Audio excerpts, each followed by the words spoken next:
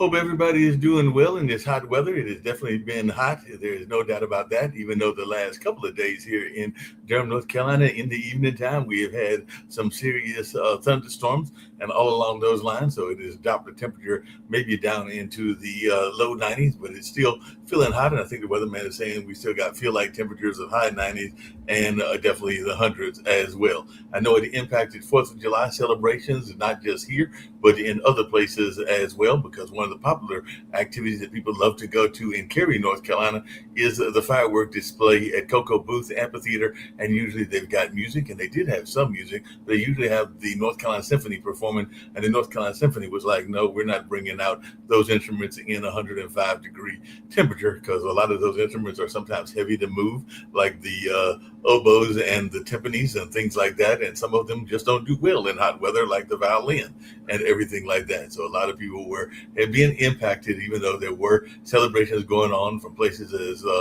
like DC, California, New York, a number of other places. And I understand that Raleigh had a celebration that celebrated all 100 counties here in North Carolina and all along those lines. I've got to get back to watching it on YouTube and seeing that celebration that took place some 4 days ago and all along that kind of way. And of course, on July 1st, I usually joke that that is my birthday celebration with the Eno Festival, because I've done that for a number of years. It's celebrated at a state park that is going through renovations, and they'll do their celebration instead of in July, in September. Because I used to joke with some of the attendees that they thought they were celebrating the nation's birthday, they thought they were celebrating the state park, but they were really celebrating my birthday. So all those artists, the food trucks, and everything else was there for my birthday and everything like that. So I would jokingly say that it was a big birthday celebration for me, because sometimes you just like that, put things on yourself and everything like that. I'm sure that my guests can relate to that. I've got this lovely mother-daughter team that are going to come on, and they'll share about their travel experiences as well. I actually need to do more travel. I was doing one of them surveys yesterday, and I think I've been to 8 states out of the 50, and there's a couple of them that I'm trying to remember if I ever actually went to them, because I know that my aunt and auntie passed away not that long ago, probably a couple of weeks ago, and everything like that, that they used to live in Delaware, but I don't ever remember visiting them when they were in Delaware. So there were a couple of states that I am not 100% sure about, but there's at least 8 that I know that I went to and everything like that. And I know some people were putting down 17 and 30 and 40, and my guests have actually traveled all over the country, so they've probably been to all 50. But I'm gonna find out if they missed any state and what some of the travel places that they would have loved to have gone, and all in that space. But this is a mother-daughter team. They travel around and they've got all kinds of tips. I know one tip that I'm always talking about is that we used to do a blues festival at the Hayti Heritage Center, which is a cultural arts center that I work at and everything like that. And while I never had the need to go on a trailer, like a traveling trailer, I do know that those traveling trailers make great dressing rooms. Because when we did that blues festival for 30 years, we would sometimes rent from one of the trailer companies, and great artists like Buddy Guy and even Coco Taylor, when she was living, and Denise LaSalle, I think that she's passed as well, would be using those trailers as their dressing rooms when they were not on stage and when they weren't doing other things like being in hospitality areas and all along those lines. So some of those traveling trailers can be used for dressing rooms. As a matter of fact, even at Hayti right now, we're in the middle of our 50th season, and they decided to have like a real season, but we don't have dressing rooms converted yet, even though we may do some conversions and have true dressing rooms and everything like that. So we did rent a couple of trailers recently, and one of them was to be a trailer, I think, for Branford Marsalis when he performed, and to be a trailer for others as well. So before I bring in my guests, and I'm looking forward to hearing their thoughts about travel and being women travelers and everything like that, I will say that a lot of people are also following the World Cup. I don't know if my traveling ladies have been to any of the World Cup cities, or if they've got any plans to go to the World Cup, because there's a lot of people, like tens of thousands, maybe hundreds of thousands, and in some places maybe even millions, that are definitely checking out our cities here in Mexico, the United States, as well as in Canada, even though none of the host countries are in the final 8. I hate to say that, because I was watching some of their matches, was hoping the USA would be able to pull it off, but they couldn't pull it off. They got beat by Belgium. Canada got beat, I think that was by Morocco and everything like that. and I'm trying to think who took out Mexico. I think it was one of the Norway. That's who took out Mexico and everything like that. So there's a lot of European countries and Argentina, one of the Latin American countries, and at least one African country, that being Morocco, in the final eight and everything like that. So we'll see who wins. I think last year it was France against Algeria, and maybe there'll be a rematch of not last year, 4 years ago, because it's held every 4 years. So maybe it'll be a rematch of that particular race. I was actually rooting for some upsets. Like I said, I'm not going to lie. Sometimes you want to see upsets. So when Algeria was playing Egypt and Egypt was up, I was hoping that Egypt could knock them off just so we could have a little bit of difference and everything like that. Because sometimes you want to see some upsets as well. So I'm going to bring in my guests and see what they've got to say about travel and if they've been to any of these sports events and everything along those lines. So I've definitely got Evelyn and Natalie Kelly and everything in that way. And definitely looking forward to hearing about their travels and where they have gone to and their great tips for how to handle travel and even traveling together. Because, some people would be sitting there going like, I personally, because I call her regularly. I'm a big fan of my mother. I'm a big fan of my dad. Actually heard from Dad yesterday and everything like that. And even a big fan of my brother and my two nephews. I don't have any kids of my own, but my two nephews, the oldest just graduated high school because my brother had kids late in life and everything. So he's now getting ready to go to UNCG, University of North Carolina, Greensboro, and then his brother will be following him next year. I think he wants to go into political science with a concentration in law since he wants to go to law school eventually. I think he wants to be like an activist lawyer and all in that space. So we'll see how that plays out. But, I know from my days in college, I didn't know I wanted to go into journalism, and I am still in journalism. I didn't know anything about event planning, even though that's the other thing that I'm very much engaged in and everything like that. And I didn't take any event planning courses in college. As a matter of fact, I didn't even do any events that I can remember. Maybe a couple of small things here and there, but no major events the way I've done after I got out of college. So that was what most people know me as a journalist and an event planner and to some degree a historian and everything along those lines. So how did y'all get into travel? I guess the first question I've got as we get into the conversation, and we'll see if other guests join us as well. But how did y'all get into travel, and do y'all ever hear any conflict? Because like I said, you are a mother and daughter, and I do know that Right. like mothers and sons that mothers and daughters can sometimes get into conflict as well. So I'm saying that maybe there's times that y'all sitting there going like, I want to go to the Grand Canyon, and the other one's going like, no, I want to go to Florida.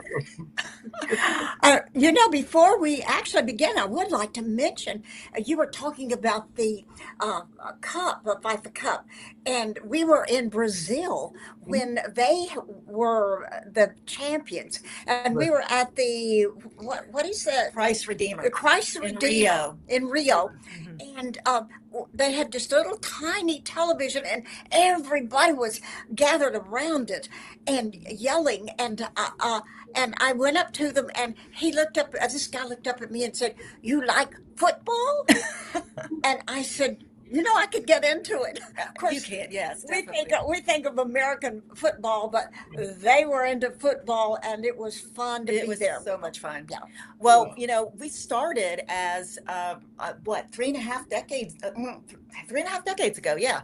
And what happened is my mother ran for a political office. You talk about politics. She Right. ran for a political office, lost by just a couple of votes. Meanwhile, though, she was in a really bad car accident. Well, So there are two things that happened that year. But my father said, you guys have worked so hard, and just we had some barriers, but what we're going to do is we're going to change that. And so we decided we were going to go to Europe. okay. He took care of the dogs, and we went to Europe. And we went to Europe for 3 weeks. That was a huge trip, hard trip, especially I haven't even been out of the state of Florida at the time. So to go Right. to Europe for 3 weeks like that and packing and unpacking every single day. But we went and we got the travel bug, and we enjoy being together. You talk about a mother daughter. Mhm. We just know how to travel. I know a lot of people ask me that, like, how do you travel with Mhm. your mother? And it's very simple. We are different. She likes to wake up early. I like to go to bed late. She likes to write and take notes. I like to take pictures. Things. So we are kind of opposite, but we do like the same things. And we really can't, we're flexible enough to enjoy each other. She likes to go do some things on her own. I will go do some things on my own. So that's how we travel, and it's the reason why we travel so well together. It sounds like y'all travel really well together and everything. Yes. I was just curious to your mother and everything like that, because my mother also ran for political office. She's retired and enjoying retirement. She may do some travel eventually. I know she was talking about a cruise with the family and a couple of other things that she's thought about doing, even though she hasn't got around to it. But she ran against our current Secretary of State, because Elaine Marshall has been Secretary of State in North Wow. Carolina for decades and everything like that. It's So huge. she ran against Elaine Marshall, actually forced a runoff against Elaine Marshall, and then Elaine Marshall lost won against Richard Petty, who is a famous NASCAR driver and everything Yeah. like that. So mom could have run against Richard Wow. Petty if she had beat Elaine Marshall in the runoff. But I know Elaine's been in that job, I want to say, for multiple decades. And she learned a lot of things about politics that sometimes people forget. Like sometimes people will make promises that they don't always keep and everything like that, Yes. including some of the so-called allies and everything like that. So I just wondering, what are some of the political lessons that you learned, and would you ever consider running for political office, or telling even your daughter or other family members to run for political office? Or is it kind of like my mom? I think my mom is done with politics. She tried it one time We, for a state office, and we've been there. We've been We've there already and done all done that. that. My son was in the state legislature, her Yeah. brother, my Yeah. son, Uh-huh. and then he ran for Congress.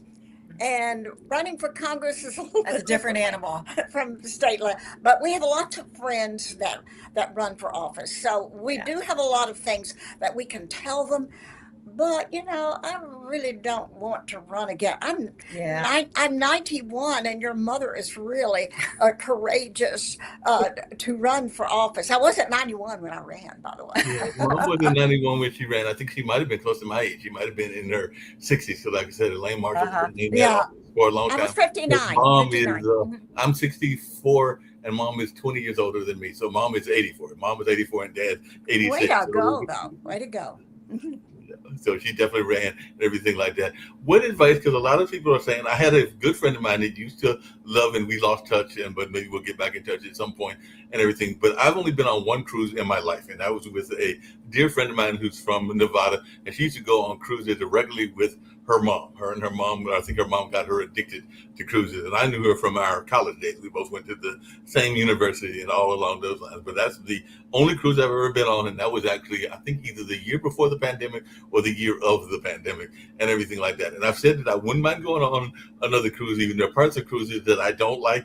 Like I know there's some cruises that are overly party cruises. We'll just put it that way. There's some cruises that have too many kids. Like a lot of people say that Disney cruises are that way. But then there are other cruises like Virgin that don't allow kids at all, or at least they try to discourage kids and everything like that. So I was wondering, in your travel, because we have a show here called Good Ship Happens and everything like that. It airs every Friday evening. But in your travel, have you done cruises? And what advice do you give to people that want to do cruises in their travel?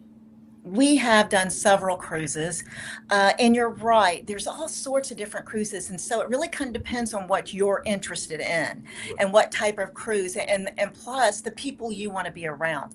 A lot of people like to go on cruises just because they just want to be on the ship. They don't even enjoy. They won't get off at the country or any ports or anything like that. They just want to go lie out in the sun or do whatever, or just enjoy a cruise.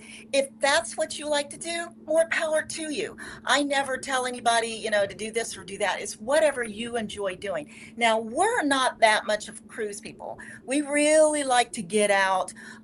We really like to be on the go and visit as much as we can visit. It's not so much to us as the travel, it's more the destination. But when you cruise, it's more of the travel.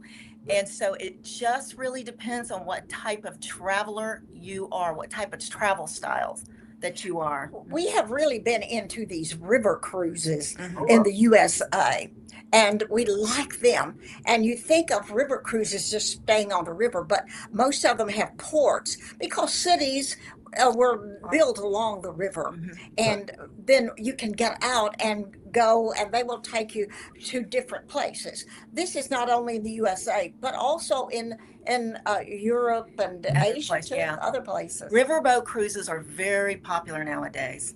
Mhm. Yeah, riverboat cruise sounds like they're real popular. I know another thing that's very popular with travel and everything like that. I mentioned my nephew, and my dad and my brother, actually both nephews, they went on an escape room trip because they, like I said, they had to use their big brains and everything like that to solve the puzzle and everything like that, because that's what escape rooms are. They're giving you Uh-huh. something to escape out of. And I think that the one that they went was a submarine, because they weren't going to go on a real submarine, but they had like an escape room submarine type trip and everything like that. And I know that here there are some very popular historical trips, and I don't know whether y'all do those, when you do trips. Like I know there's one that we have called the Whistle Stop Tours, and a lot of that is around the Black Wall Streets and some of the other things that exist. But I also know that there's some that are like geared toward ghosts or geared toward murder mysteries and things like that. So I was wondering, in your travels, have y'all done any of those kind of excursion kind of trips as part of the trips? Because I know even here we've got one that's very much around the ghost stories of Durham, North Carolina, and everything like that. I'd like to go on it, but I keep saying that I'm going to go on one of them,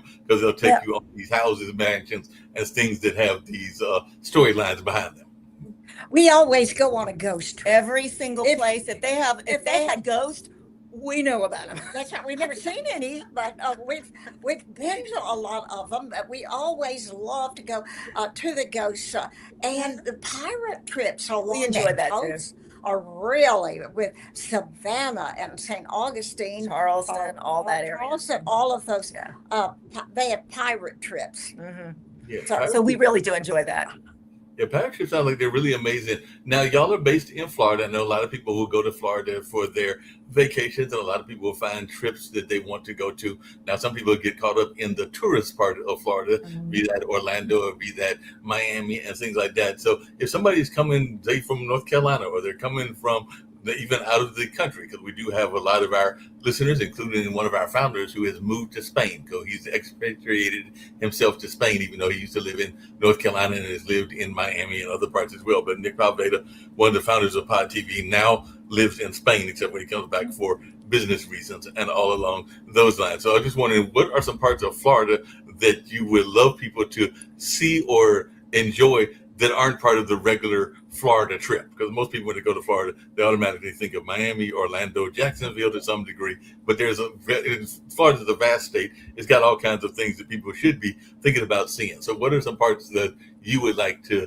have people to see that they may not have considered? You know, Florida is actually a very beautiful state, and most people don't even see that. And you're right. They see Miami, they see Disney World, but there are just some credible places. Let me give you one. The oldest city in the United States, St. Augustine. Yes. It is an incredible city to go there and to see. So historical, very historical. And it is just extremely beautiful. And it's really something I wish that everybody could go see. See, 3 of our founding fathers were actually jailed at the Castillo de Marcos, which is the big fort there in St. Augustine. So I really love St. Augustine. I think that is really cool. They forget that before Disney, that we had a lot of really neat tourist places, like the springs. For example, where we live, there was Silver Springs. There Where was Tarzan was filmed. Yeah, Tarzan was filmed there. There are springs all over the place. There are places that we went to just recently called Sunken Gardens in St. Petersburg. Been there 100 years. But when Disney came, these places went downhill. Yeah. Now they are coming back. Mhm. So this is what we'd love to tell your audience from North Carolina or wherever you are. When you come to Florida, come to see our beautiful springs, The environment. because we have a marvelous environment here, and they are coming back and becoming much more important, where tourists would enjoy being there. No, that makes a lot of sense. I know that I don't live that far from Duke University. As a matter of fact, it's like literally a walking distance, like maybe a block or two away from me and everything like that. As a matter of fact, the apartment complex is named after Duke and everything like that. But I do know that there is a great Duke Gardens, and it's been a minute since I've been there, but it's a great botanical garden that exists. And there's also the National Museum and a number of other things that people don't always think about, including some things that may have a negative history, but it's still good to know that history. So there's Duke Homestead, which I think is a tobacco museum, but there's also Stackville, which is a former slave plantation and everything like that, but it's now run as a historical site and everything like that. So yeah, there's some great things that you can see even in my area of North Carolina. People forget that Stranger Fruit, the Duffer Brothers, actually went to the school here and everything like that. So they actually were inspired by a lot of things that they were learning when they were at, I believe it was Jordan High School, when they were creating that particular miniseries and everything along those lines. So my local history museum has even had displays around them. But I know a city that's just above y'all that I was really impressed with. I only went to it once. Y'all probably been to it a couple of times because it's not that far from Florida and everything like that. But have you had the pleasure of going to Charleston? Because I went to Charleston for a convention and everything like that. I love Charleston. I love the sea atmosphere of Charleston, but I also love that it has some quaint artistic towns and the things around that as well. So I just wonder, have you had the pleasure of going to Charleston, and what are some of the things that you enjoyed about Charleston? Because I have a friend, his wife, I think, is from Charleston, if I remember the Dillahunts correctly, in their family lineage. But I know that I went there for a business conference, and I just went that one time, but I thoroughly enjoyed that one time and hope to get back at some point. I really enjoyed Charleston. Why?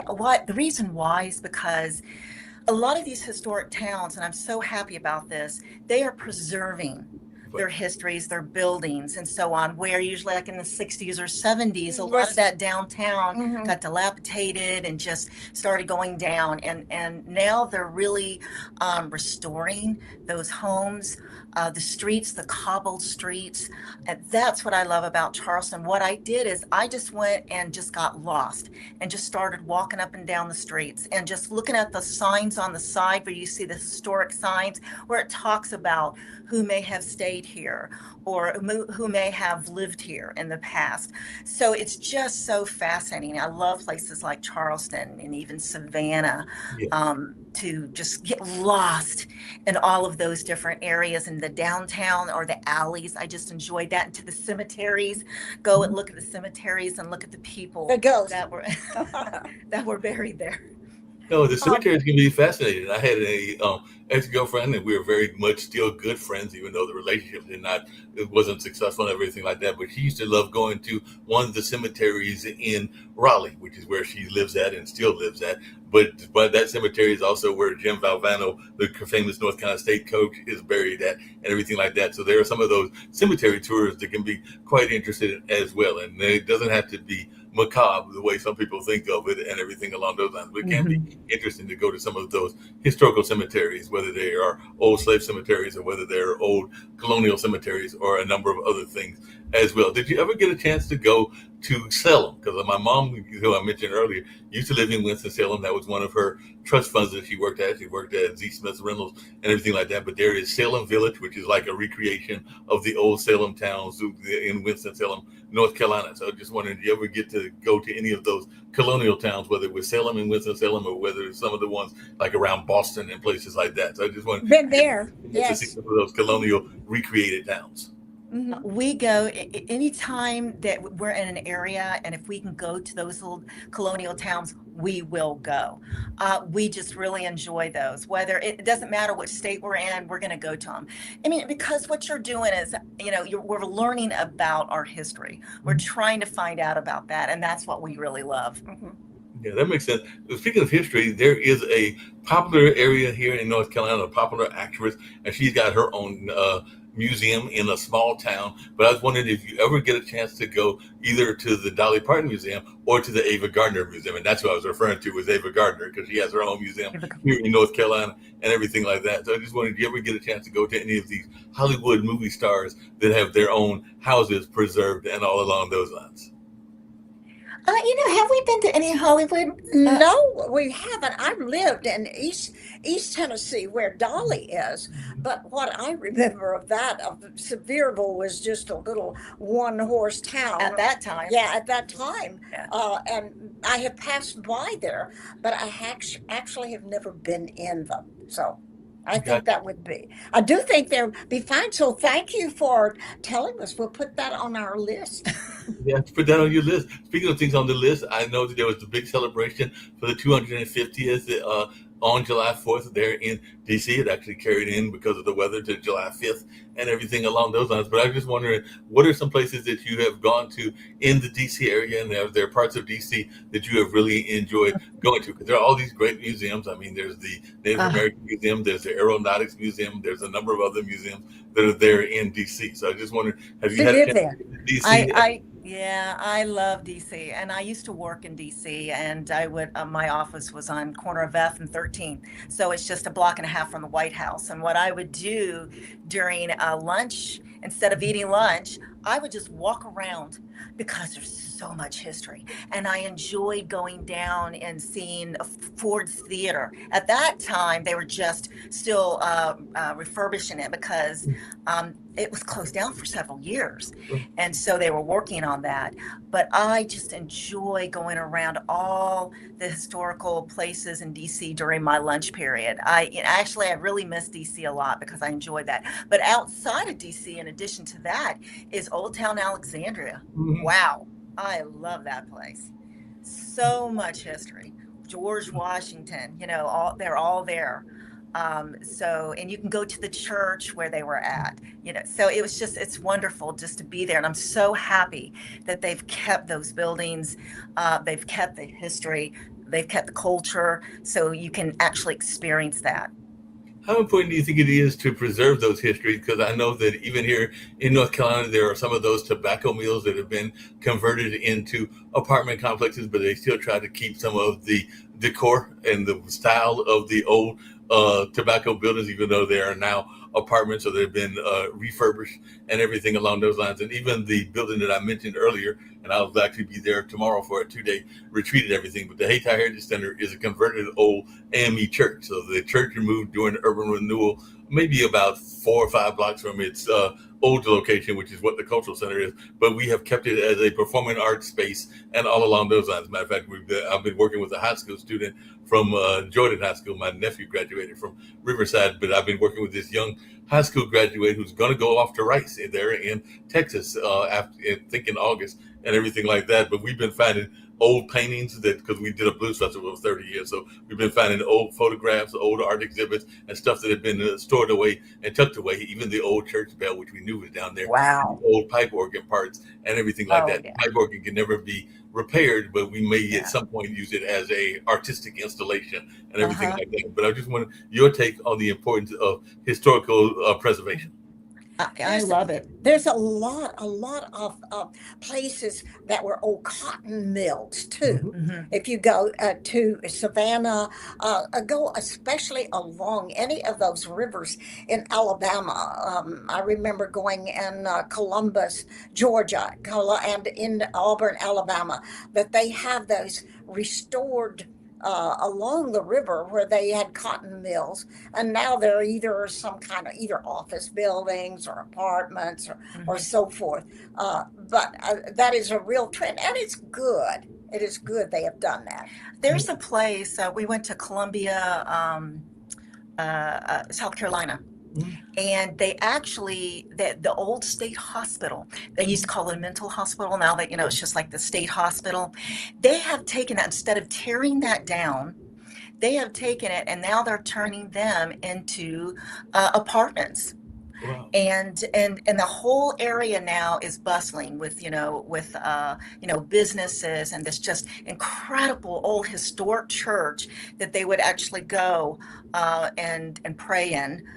Now they're refurbishing that too as well. So I'm happy that they're just not taking those buildings and just tearing them down like they would do in the 60s and 70s, Mhm. and then put up these 60s and 70s type of architecture, and then those now are kind of coming And they down fall because they're down. not lasting. Yeah, But they fall down those like they were doing there yeah. in New York. I know there's a building that they Mhm. just had to kind of shore up, and they're hoping that it'll stay up and everything like that. I was just wondering because I have not been recently, but I have gone a couple of times. The last time I think I went might have been around the time of Sandy. So that I'll tell you, there's been a while. But the times that I've been to New York, I've Wow. actually enjoyed New York and all along those lines. But I just wanted your take on the city of New York, but also the state of New York. Because New York is kind of like Florida. It's got more than just New York City and everything like that. And Buffalo, it's got a number of other great places. Even though there's some great Broadway shows in New York, even Yeah. though we get some of those Broadway shows even here because the DPAC is a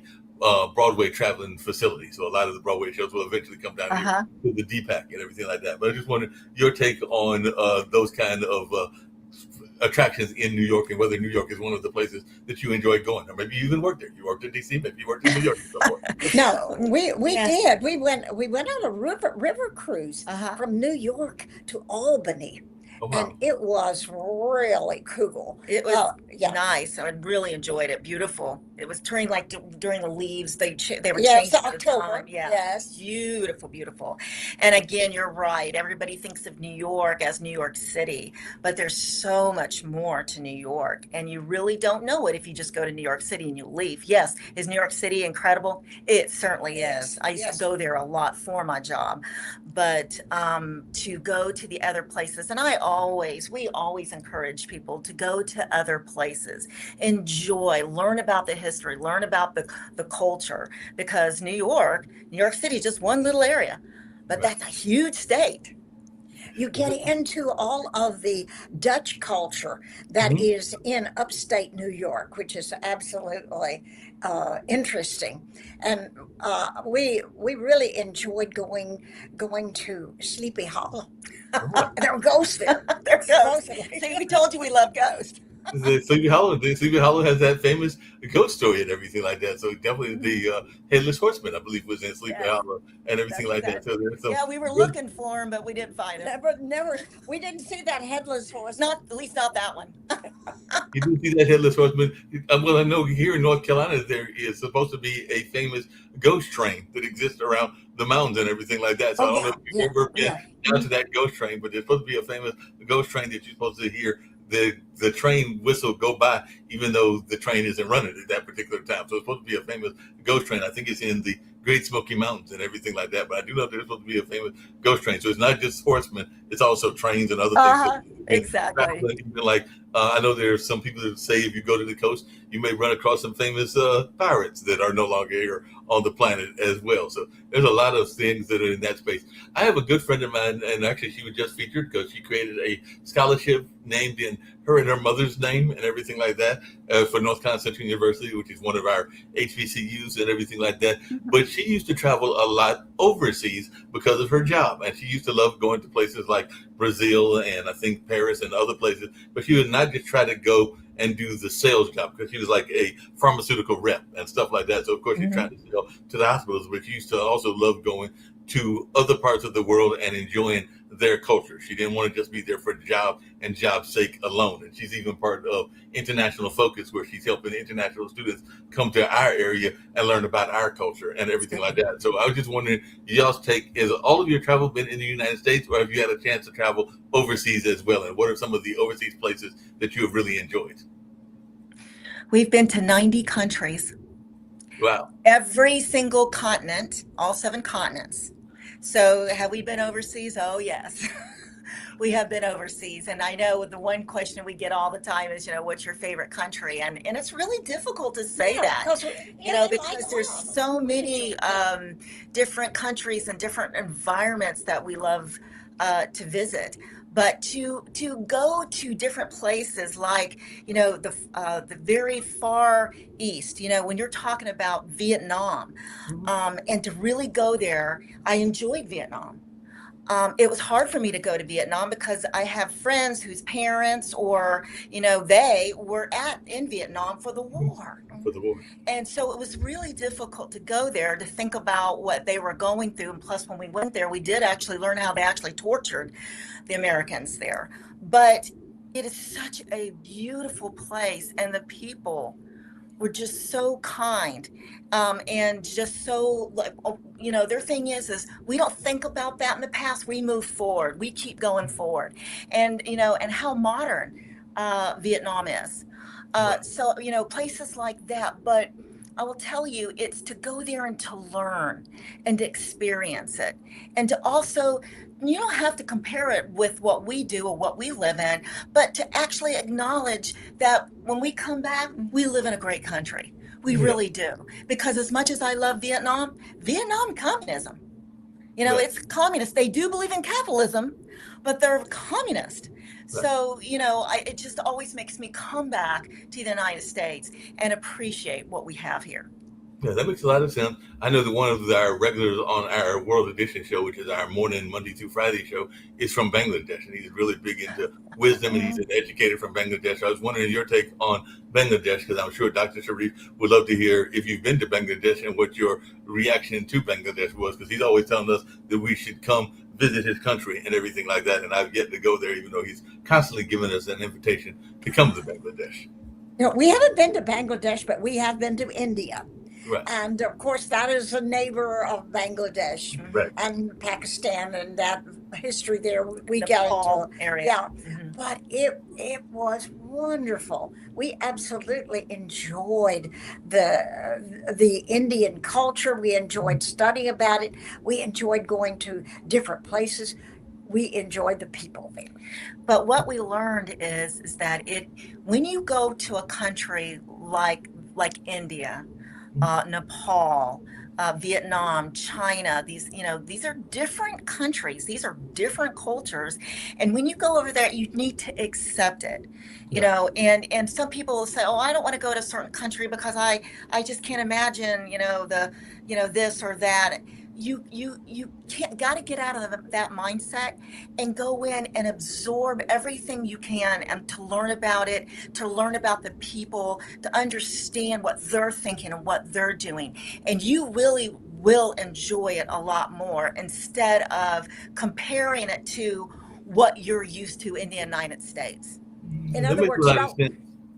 don't go as the ugly American. Yeah. Yeah, definitely don't go as the ugly American. Speaking of the ugly American and everything like that, I was just wondering because I identify, as you probably could guess from some of the things that I mentioned, primarily even though I'm light complected as an African American and all along those lines, but I do have relatives of mine that identify more on the Native American side of our culture and everything like that. So I have a couple of cousins that are very active in the powwow circuit. So I was just wondering, in your travels, have you ever gone and had an opportunity to enjoy a part of culture that isn't necessarily your own culture? Because I do know that sometimes they will welcome others like to visit them during the powwow ceremonies, and of course Kwanzaa is an African American tradition around Christmas, and they will say that it's not just an African American holiday, but it's a holiday for people of all nationalities to come in and enjoy. So I was just wondering, in your own world travel, have you had a chance to enjoy other cultures and their own traditions? Like I said, I know that Native Americans, and I don't know how much West Coast you've done, but there are powwows even here in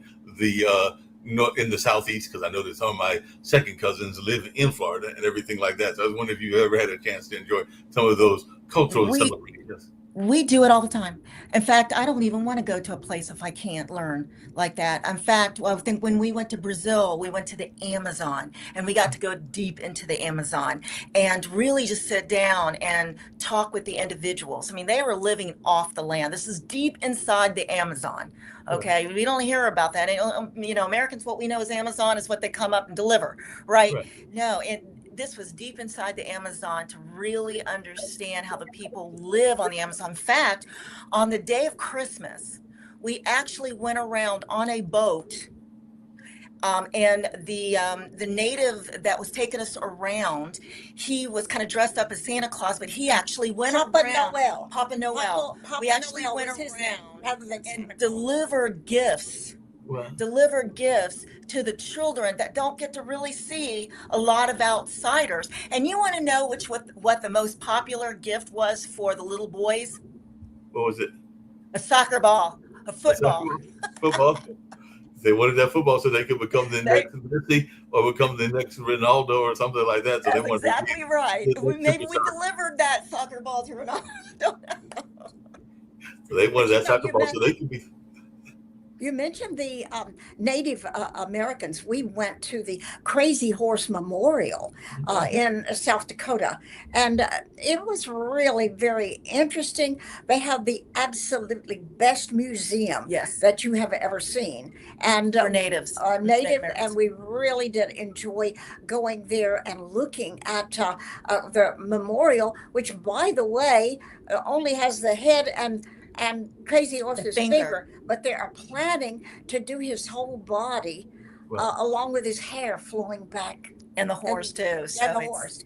it's in progress. Hopefully in our lifetime we'll be able to see it. hopefully you'll be able to see it. Is there a part of the country that you haven't been to? I'm gonna get to the world in a second, but is there a part of the country, because there are 50 states, and I know y'all been all over the place and everything, but is there a place that you have not been to, either you or your mother, that is on your bucket list and everything like that? So, like, Yes, I bet we have the same answer. Yeah. What Okay. is it? I'm not sure. Oh, Yosemite. Yeah. I haven't been to Yosemite, Right. and I really want to go. So we're planning to go there. We've been all over California, but we have not been there. okay. So I am excited about going there. Well, one of my coworkers, they just came back from a vacation. I know that the current vacation, which we're in the middle of, and they will end that on tomorrow when we have our retreat. They're I think they're just coming back from New York City and all along those lines. But before that, they and their mother went to California and they saw the redwoods. And as my friend Monet said, those redwoods are really tall. So you hear about how tall they They're are. tall. They Tall are and really, big. They're big. they're really big. Because she was like, she's really amazed at the size of those redwood trees and everything like that. Because that was her first time ever seeing them, from my understanding. But it was one of those mother-daughter trips as well. So she went with her mother, and they were both impressed by the redwoods and everything like that. So have y'all seen the redwoods? And were y'all really impressed with the redwoods as much as my coworker was?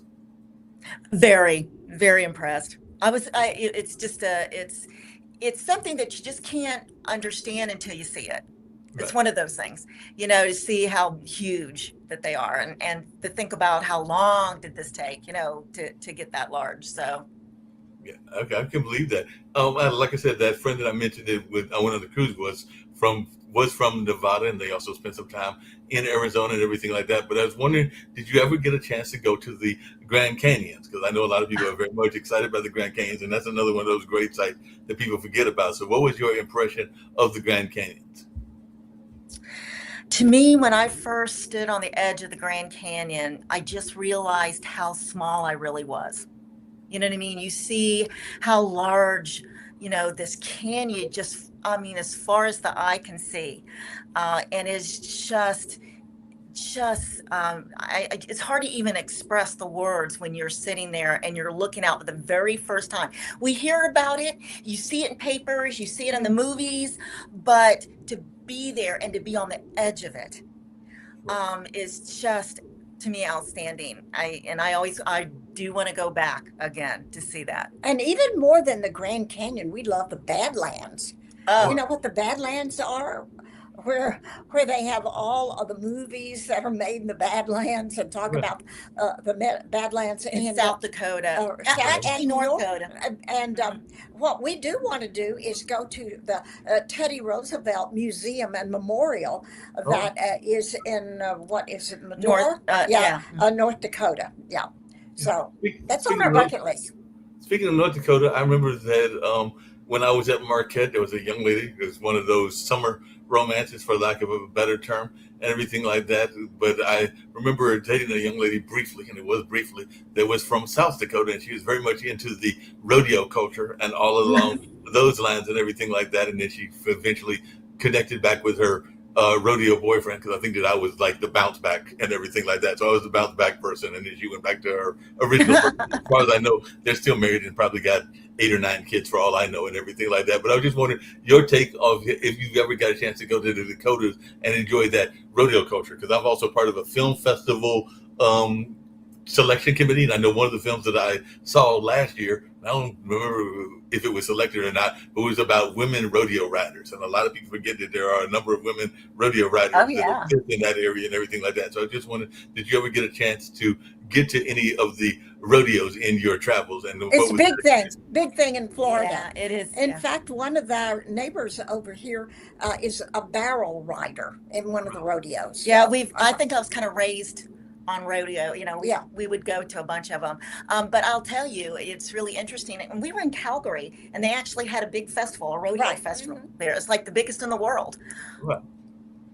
So that's interesting. That was in Calgary, Canada, and everything like that. Uh, So that was there. And I know that another movie that was selected. I remember it was selected. And speaking of Florida, Florida's got a rich circus community and everything like that. So I was wondering, did you ever get a chance to go to any of the traveling circus shows? Because I do remember this movie might have been. It was well before the pandemic, so it might have been 10 years ago and everything like that. But we're talking about the circus culture and how a lot of those circus people are like y'all. They're traveling all the time, but they're traveling from place to place and everything like that, just like the fair people are as well. But I was mhm. wondering if you got a chance to enjoy any of the circus traveling that goes on as well. Well, this is interesting. Um, I have been to a circus, but I actually am also, I live in Tallahassee, and Mhm. Tallahassee is the home of Florida State University. Right, And I know the people in North Carolina are familiar because we're part of ACC, right? right, yeah, But Tallahassee at Florida State, they actually have a circus Training. right in the middle of Florida State University. It's kind of right next to the football stadium. right. And they actually train for the circus. So I had so many friends when I went to school. I had so many friends that were training for the circus. Trapeze artists Yeah. and so forth. I'm like, I didn't know they went to school for this. So wait a It's minute. So actually just an I'm trying to extracurricular. understand. So this is actually a degree that you can get at FSU, is you can trade, or No, is it? it's not. It's not really a degree, but you train. You can train for it. Now they may have it now. Back when I went to school, there wasn't a degree, but they actually it's kind of extracurricular type of thing, like band and so on. Right. But they were very serious about that because that was a big deal. And to this day, there is still the circus right in the middle of Florida State University. Well, that's interesting you say that because I know that I like I said I live in Durham, but in North Carolina State University, there's a lot of people that are trained as veterinarians. It's got one of the Yeah, largest and best veterinarian yeah. schools in the country and everything like that. So a lot of people will be trained on actual horses because they do have like a horse area out there and a number of other things as well. So I just wondering, is that something that you ever had any interest in as well? Maybe getting trained as a veterinarian or anything like that. So what are your natural careers when you're not traveling, and how do you balance that as well? Because I know one of the reasons that people don't travel is because they're going like, I got a real job. I can't travel all that much because I don't have the time to travel. So how do you deal with that? I know that your mother is 91, so she's probably retired, like my mom is retired, so she can travel whenever she feels like it. Oh, they just disappeared. Hopefully they're going to come back and we'll continue our conversation and everything like that. So I don't know what happened to them. So hopefully they'll come back. But I'm gonna run this commercial in the meantime. So The hopefully difference they'll come between back. thinking and doing and living in the 21st century.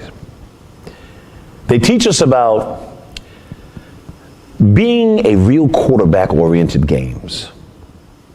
We don't have to just use video games and live in the shadows of good things because of them. We grow up with agility far larger and bigger than we are tall. Parents Finish that later. I was just running a brief commercial that was actually about the wonders Okay. of teachers and everything like that because I saw that you had bounced off, but I can put that back on later on and everything like that. So they've seen that commercial before thousands of times and everything like that. So it's all about the importance of education. But what I was asking you was about travel because a lot of the reason people say they don't travel is because one of the costs of travel, even though I know there's a lot of discount travels that you can do as well, and then the nurture of how do I get off of my job and everything like that because a lot of people are, let's be honest, there's a lot of workaholics out there that don't necessarily have their jobs being travel or in the jobs and everything like that. So how do you make the time for travel, and what advice do you give for people that are going like, I'm working too much, I don't have time to travel? I'm telling you, Mark, that is one of the things that I really hope people will learn from us on because I travel. I mean, I work all the time. I think about work. I live work. I breathe work, and I work about 50 to 60 hours a week. Now, so how do you have time to travel? I make it a priority. That's what I do. I make it a priority. So we will do maybe 2 to 3 times a year. We always try to do at least one overseas and a couple within the United States. This year, we're not going overseas. We're just staying right here in the United States, but we're going to go back to that. But again, you have to make it a priority. There's always going to be an excuse, or not even an excuse. You're not even think of it as an excuse. It's just there are things that are really important, and one of them is family, or this or that, or work. But you just have to make it a priority, and that's what we chose to do when we did that first trip 3.5 decades ago. We decided that every year we're going to make this a priority, and we did, except for 1 year. And that was the year of COVID. So we didn't get to travel that year. But every year we travel, and we make it a priority. I'm in the world of, I will say politics, because I do work with the legislature, not for I used to work for the Senate, but I work with the Florida legislature, and I am in the world of behavioral health. Mhm. So we make sure that we have behavioral health services in the state of Florida for people in need of it. And so that's what I do. But I spend a lot of hours, and my mother can tell you that. I spend a lot of hours at my job. But we do make it a priority. Now, don't let my mom fool you, because she may be in retirement age. She can run circles around me. She is constantly working at her laptop. She used to be a medical writer. You have what, 22 medical 22 books. But now she does a lot of our marketing. Mm. That's what my mother does. So she's there at 5 o'clock in the morning while I'm still sleeping. No, I'm amazed at what some of the people that are so-called seniors are doing, even though in my 60s, I'm technically in that category as well. But I know that my dad's better half, because like I said, mom's been divorced from dad for decades, because they got divorced when I was in college and everything like that. But dad's been with his lady love for about 25 years and everything Good. like that. But she is very much into dance. She was a dancer, Linda Bellins, but she's also a dance critic, and she even does these morning dance routines. And she was even doing one with some friends of hers around Say Her Name and everything like that. But she's still very much active as a dancer even to this day. And I think that she's got to be, dad's 86. She's at least probably in her late 70s or early 80s. I'm thinking probably early 80s, but still Wow. very much active as a dancer. Good for her. And along those lines. So I'm just always amazed in that. But just really quick, and this is for both of you and your mother. Because one of the things I talk about on this show quite often in the online dinner party is this notion of a work-life balance and everything like that. I don't know that I ever really have that much work-life balance, because I've got more than one job. I've got like about 3 of them total, probably, that are consistent and everything like that. But how do you manage a work-life balance? There's probably a reason that I'm still single and don't have a wife or kids and everything like that. But how do you manage that work-life balance, the two of you? I don't know, but you talk about when I retired from actually teaching the school system. I was also college professor of at 4 different universities, as well as a medical writer. So I have been very busy in the years of quote retirement, because it never gets old, and I love it. I can hardly wait to get up in the morning and to get to work. But there's really not anything wrong with it, as long as you can learn to balance it. You talk about you're single, so am I. I am too. But and I work all the time. But you do, when it comes to travel, again, we do make that a priority, because if you don't make it a priority, you will just push it aside, and there's going to be another year that goes by without getting out of your comfort zone, getting out of your job, getting out of your daily stressors.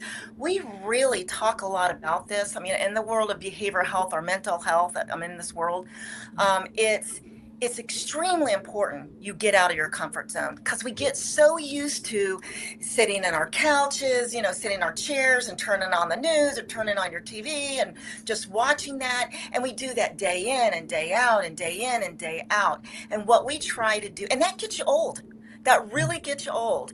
And so what we try to do is really encourage people to get out of that. And if you can't, people come to me and say, listen, Aunt Natalie, I can't afford this. I can't go on a big trip. I overseas, or I can't fly to New York City. You don't have to. Just do a 50-mile radius around where you live. Draw a circle and look to see what's in that area right there where you live. You were talking about how you got this incredible museum and this beautiful place.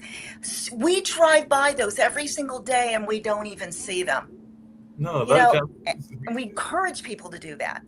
No, I agree with you because that's one of the things that we talk about even at the museum that I work at. There is literally an apartment complex behind me because, like I said, it was an old converted church. And I have had conversations with some of the people, and I tell them some of the things that we have in that building, which includes a monthly poetry event and includes a regular weekly dance class and includes a number of other things. But sometimes it's so obvious what it's there, or we have a perception of what it is because it used to be a church, so it still has some of that church facade, that we make assumptions, and we know that making assumptions is a bad thing to do and everything like that, because you might miss some great opportunities and some great things. I mentioned that Duke Gardens, the bus, because I get around by mass transit, the bus goes by there all the time, and I keep saying that one of these times that I'm not rushing to work, I'm gonna get off the bus and actually walk around the Duke Gardens, because the Duke Gardens has all these fantastic botanical flowers from around the world and everything like that. So it's a beautiful botanical garden, and there are a number of botanical gardens, not just here in North Carolina, but throughout the United States, that I would urge people to go to because they can be very pretty and all along those lines. But just really quickly, along that same line, I was curious because you mentioned it, and we talk about it here on the network quite often since you're in the field of behavioral science and everything like that. We can be our own worst enemies. I just mentioned to people that make assumptions and everything like that, but we oftentimes talk on this show about the imposter syndrome. And I know that there have been jobs that I have not gone for. There have been romances that I have not gone for. There have been other kinds of opportunities that I've not gone for because I was having that little nagging head conversation with myself. So by the time I got done with the conversation, whatever I was thinking about doing might have left the opportunities. Like, we'll use the jobs as an example. I might have been thinking, hey, I should apply for that job. Or I should apply for that job. But you keep having that conversation. And by the time you finally talk yourself into the job and you go ask the people, they're like, oh, we didn't tell you that job was filled. So it's that whole nagging notion of the internal conversations and everything like that. So how have the two of you dealt with that internal conversation? Because I love hearing from my guests as to how they have dealt with that internal conversation. Because we all have it. I don't care whether it's a romantic pursuit or a job pursuit or a life pursuit. We all have that nagging conversation. I would say two words: just go. Just go. Just do it. Sometimes we go in and I think we just start talking to ourselves, and What you were saying. yeah, just it's like, why are we doing this? Or and it's because of fear. Right. It's either fear of you're not going to get that job, or they're going to reject you, or whatever. Get out of that. And listen, I'm my worst enemy. I'll do that too. But you have to learn how to get out of that and just do it. Right. Just go for it. Because what's the worst thing that's going to happen? The Okay, worst they thing may that- say no, or Yeah. you may not get that job, but you may get something better.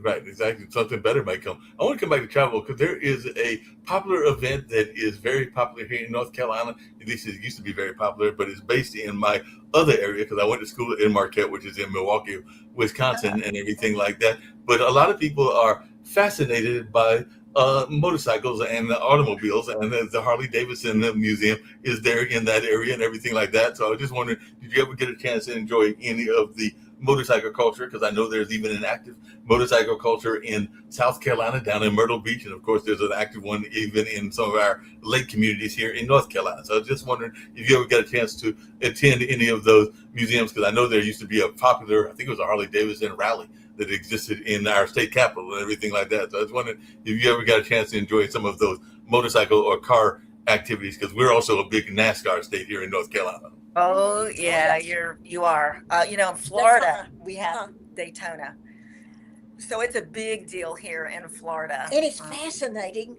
to go there because it's so high tech. Mhm. You think they're just running around? No, it is so high tech, and they have, at least in Daytona, they have a hospital there in the center, so that if there are any injuries or any accidents, that they can bring them in almost immediately.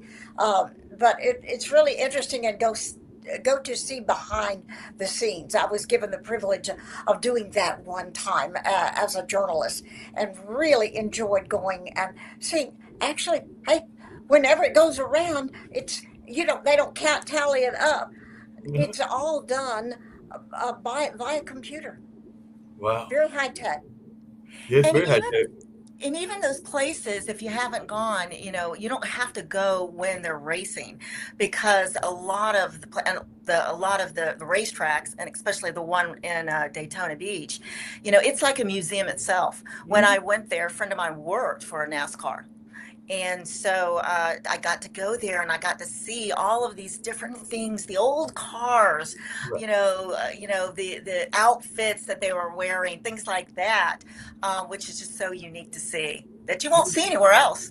No, it's unique to see, and you won't see it anyplace else. And people forget that NASCAR was partially built on the moonshine industry, because it was actually people that were trying to run away and everything like that. That's actually part of the history of NASCAR, was that they were actually people that were trying to run the moonshine and running away from the cops. So that whole Dukes of Hazzard lifestyle, it was very much true. Now, one of my other coworkers, not Nick, who I mentioned earlier, but Kim Calhoun, she actually got a chance this year to go. I think it was on her bucket list. It's on my bucket list. I've yet to go. And part of it is I read the book Fear and Loathing at the Kentucky Derby. So I want to go to the Kentucky Derby one of these years and everything like that. So I was wondering if y'all have had the pleasure of going either to the Kentucky Derby, the Belmont Stakes, which I think is still coming up, or the Preakness and everything like that. I was wondering if y'all have ever had the pleasure of going to any of these horse races, because I know the Kentucky Derby has definitely been on my bucket list for years. I lived in Louisville, Kentucky for 2 years, and we would go out in the mornings before the Derby, and you get to see the horses run around the track. But you'd have to start very, very early, because that is when they were racing them and running them around the track, and it was really very interesting. I think the one that won that year was Needles. Oh, really? Yeah, Yeah, that was a right. long time That ago. was a long time ago. Yes, I mean, we are actually right now, the as we horse speak, country. we're in Ocala, Florida, which is called horse country. I mean, Right. so there are a lot of horses, a lot of thoroughbreds that are trained here in Ocala. So you'll see during the Kentucky Derby, normally more than half are actually trained or born here in Ocala, Florida. So horse racing kind of, while I'm not a gambler, horse racing is kind of in our bloods, because we were just raised around it. Yeah, that makes sense. And speaking of horse racing, I know that in North Carolina, I mentioned that there's the Cape Hatteras, the famous lighthouse, but also off of the coast of North Carolina is a famous island, and I can't think of the name of the island, but it is known for having thoroughbred horses that run off of it and everything along those lines. So I just wonder if you've had a chance to visit that. I think that there have been a couple of movies that were centered on that island, because there are horses that are I think it's off the island, off the coast of North Carolina. I don't think it's off the coast of South Carolina, but it's off of one of those two coasts. But it's Yeah. definitely Are you talking about the wild horses? the Wild wild horses. horses. Yes. Oh yeah. Cumberland Island. Well, Yeah, we were there went just to recently. Cumberland Island, which is in Georgia, southern Georgia area. Yeah. Okay. And they have the wild horses there, all up and down that coast. The North Carolina, South Carolina, Georgia, even going into like North Florida there.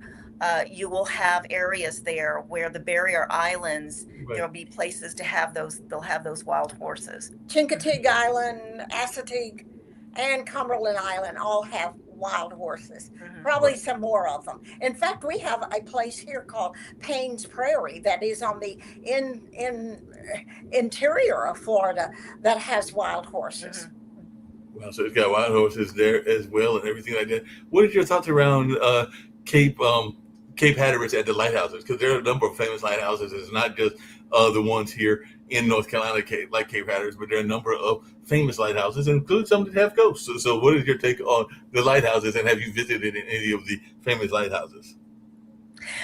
We've visited many of the lighthouses all up and down the coast. And we really enjoy that, especially the history of it. And of course, if they've had ghosts, of course we've And been they nearly all have a ghost. they, I'm telling you, all of them have some type of story where there's going to be a ghost. But yes, when we go to places like that, whether it's in New England or down in, North Carolina, South Carolina, Georgia, and Florida. St. Augustine has an incredible, beautiful lighthouse. We always want to do whatever we can to get to that lighthouse if we can go to it.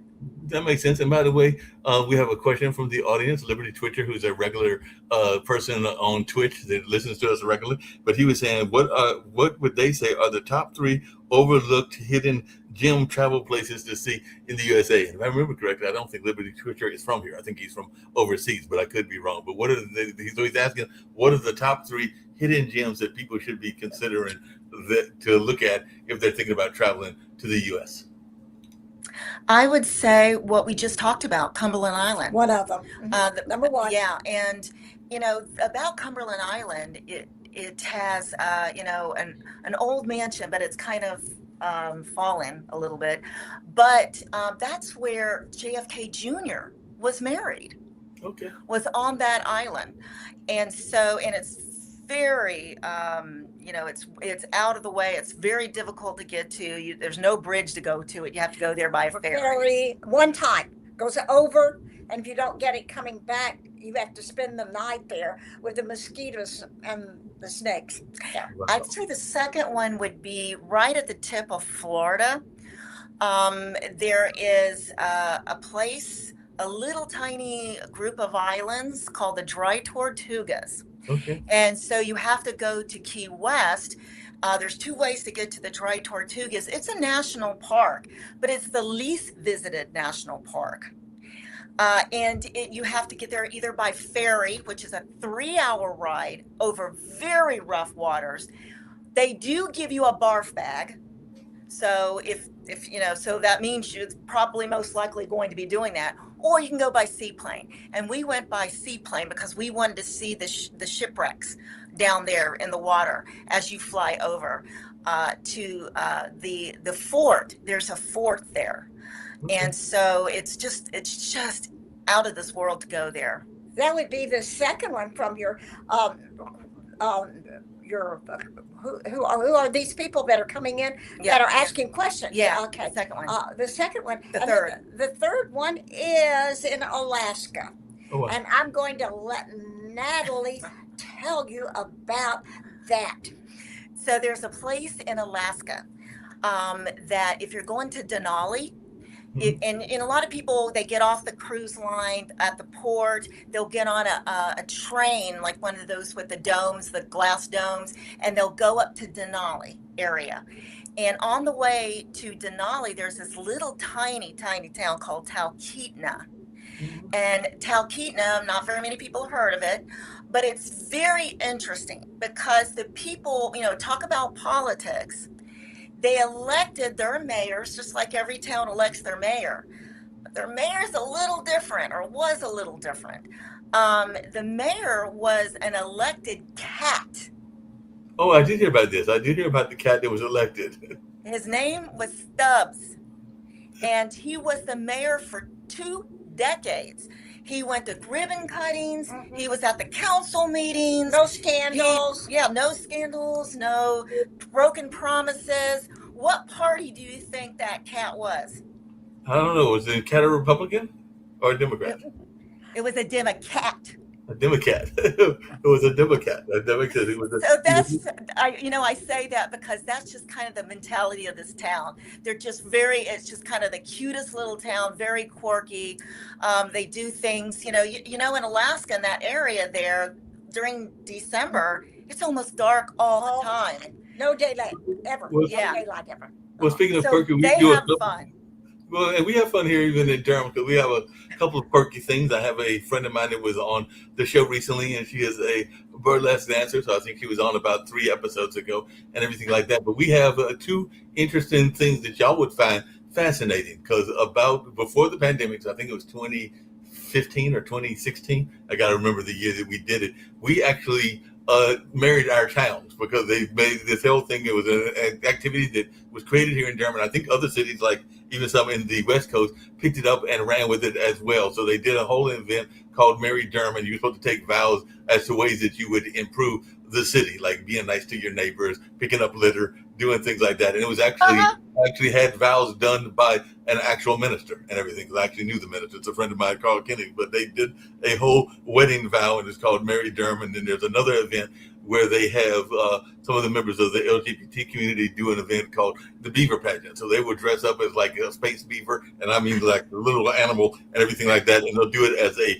pageant, and they'll have the people dress up and design and everything. And I think that's held in the month of first week in June. So they just did it last month and everything like that. So it's right around the time of the beginning of Pride. So definitely that's. There, by the way, this Liberty Twitter said, "Thanks. I have bought the Kindle version of their Have a Love Affair with the USA. Discover the USA's beauty, humor, and hidden gems." So I'm glad that Liberty Thank Twitter you. Thank you. bought a copy of the book. So that is amazing that they are supporting you and all along those lines. So that was just great that they were able to do that and everything like that. Now I know when I've done some travel, one of the things that I did not like all that much, even when I went on my one cruise, is some of the, and like I said, I get around by mass transit. Some of the transportation was a little bit scary. I'm not gonna lie and everything like that, because I know when I went on, I think it was either Puerto Rico or the Virgin Islands, you would be going up the mountain in like those little kind of rickety buses and everything like that. You'd be looking down, and you're always afraid that like, just get me to the top, because I'm not too comfortable with the shakiness of this particular bus and everything. Because there's a lot of people on the bus, and you're on a mountain that's kind of like narrow and everything like that. So I don't know if that's something that y'all experience even on some of your foreign trips, where you're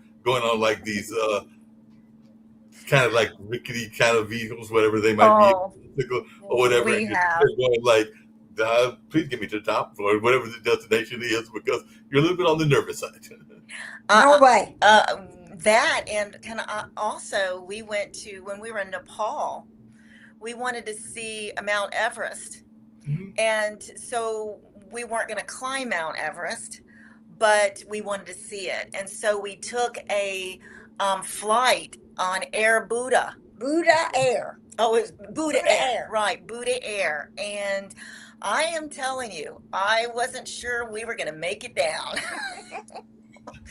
And after, a couple of months afterwards, they did have an accident, and several people were killed. Yeah. Mhm. Yeah. Uh-huh.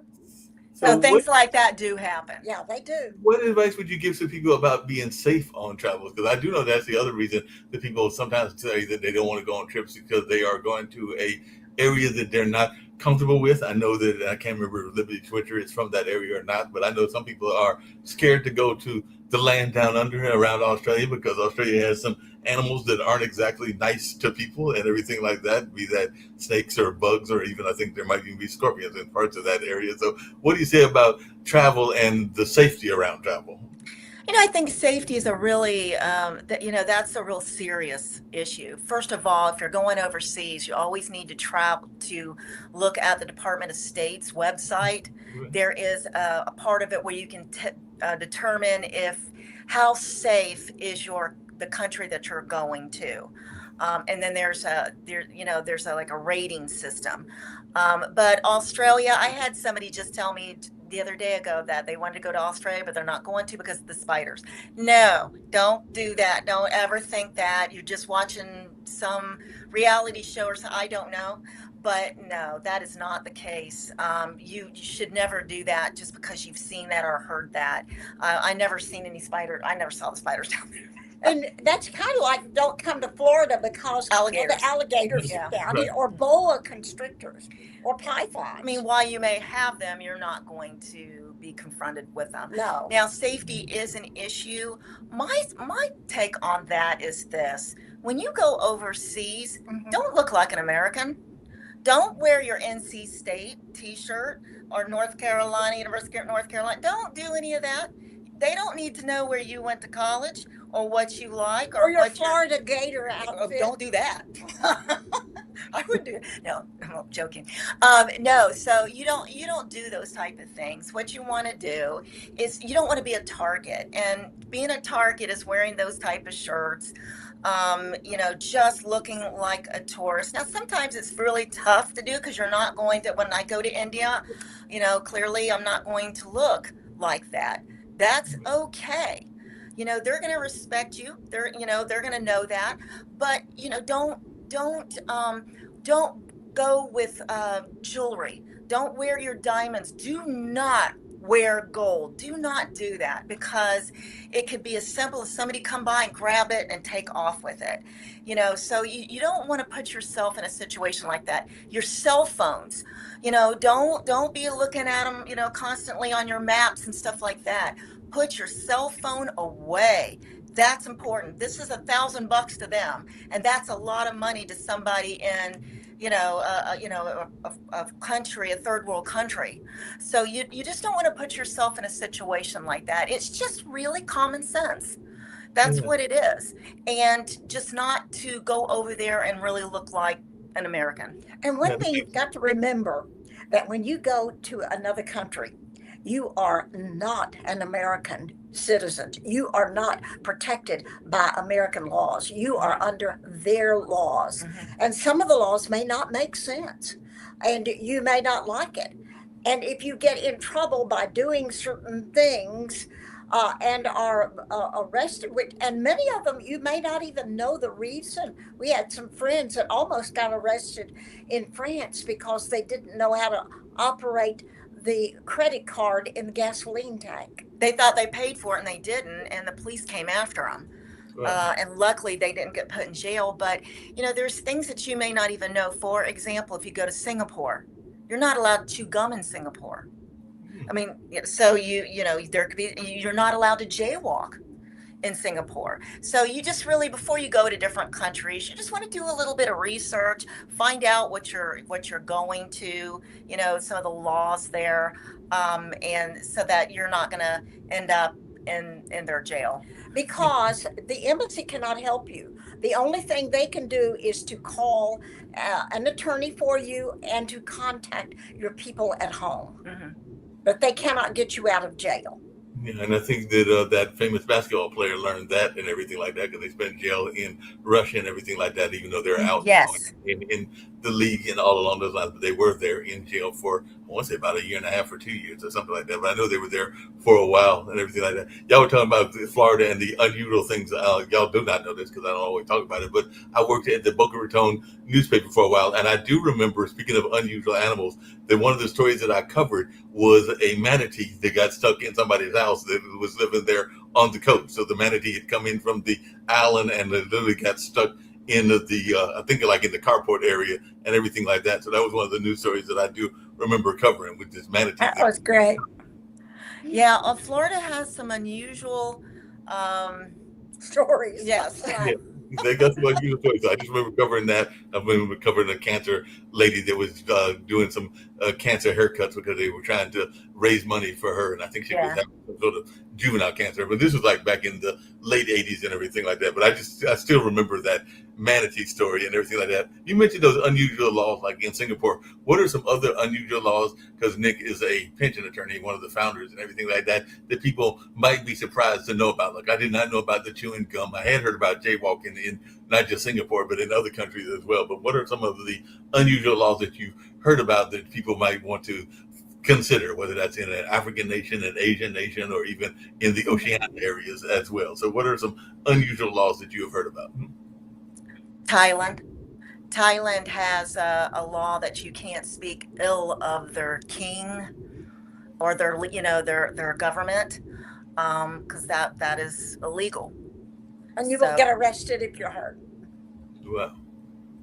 Yeah, that sounds like a very unusual law and everything like that. What about in Rome? Any unusual laws that maybe the Vatican or other people have that you weren't aware of and everything like that? Or any unusual laws in Italy or any of the European countries?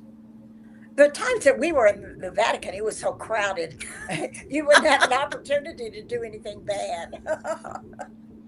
However, when you go over the U.S., for some reason, just the way you look, they can spot you.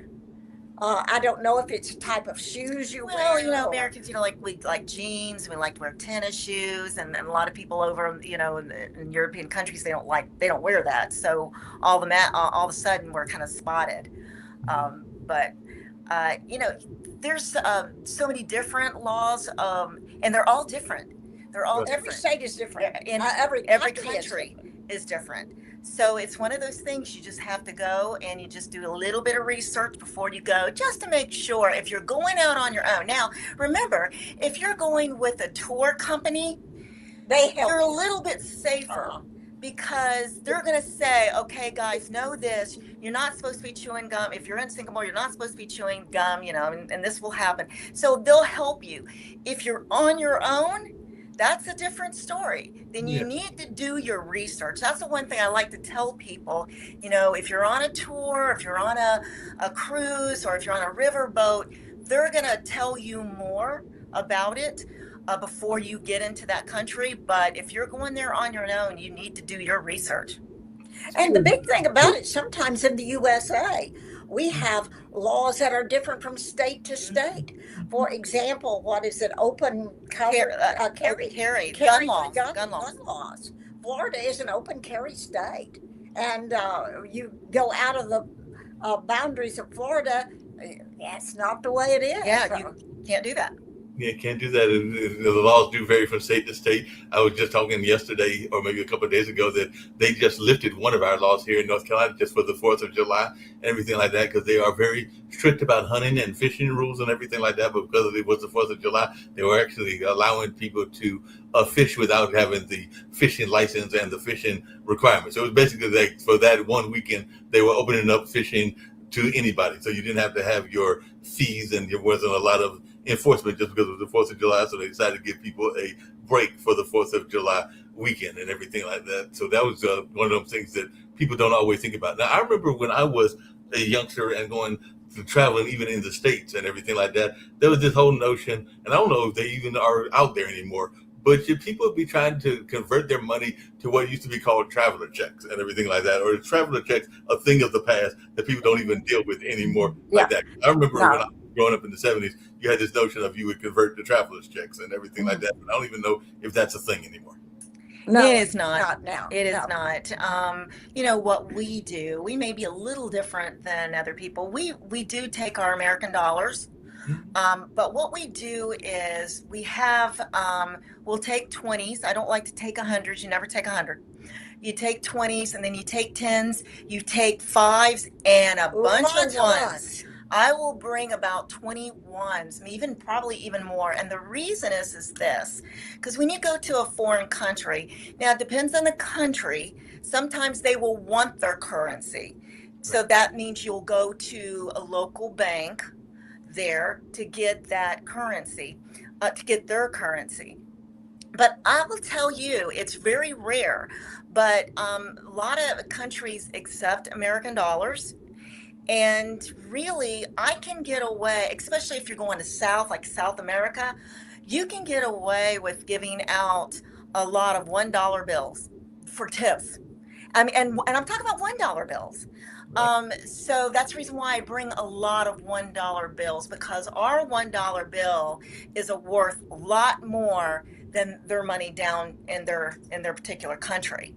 So that's what we do. Now, if we do have to change it, we'll do that. But really, I just do it for smaller items, like maybe a coffee or some food, that type of thing. Because usually, if you're going to a place and if you're going to a store, they'll accept a credit card.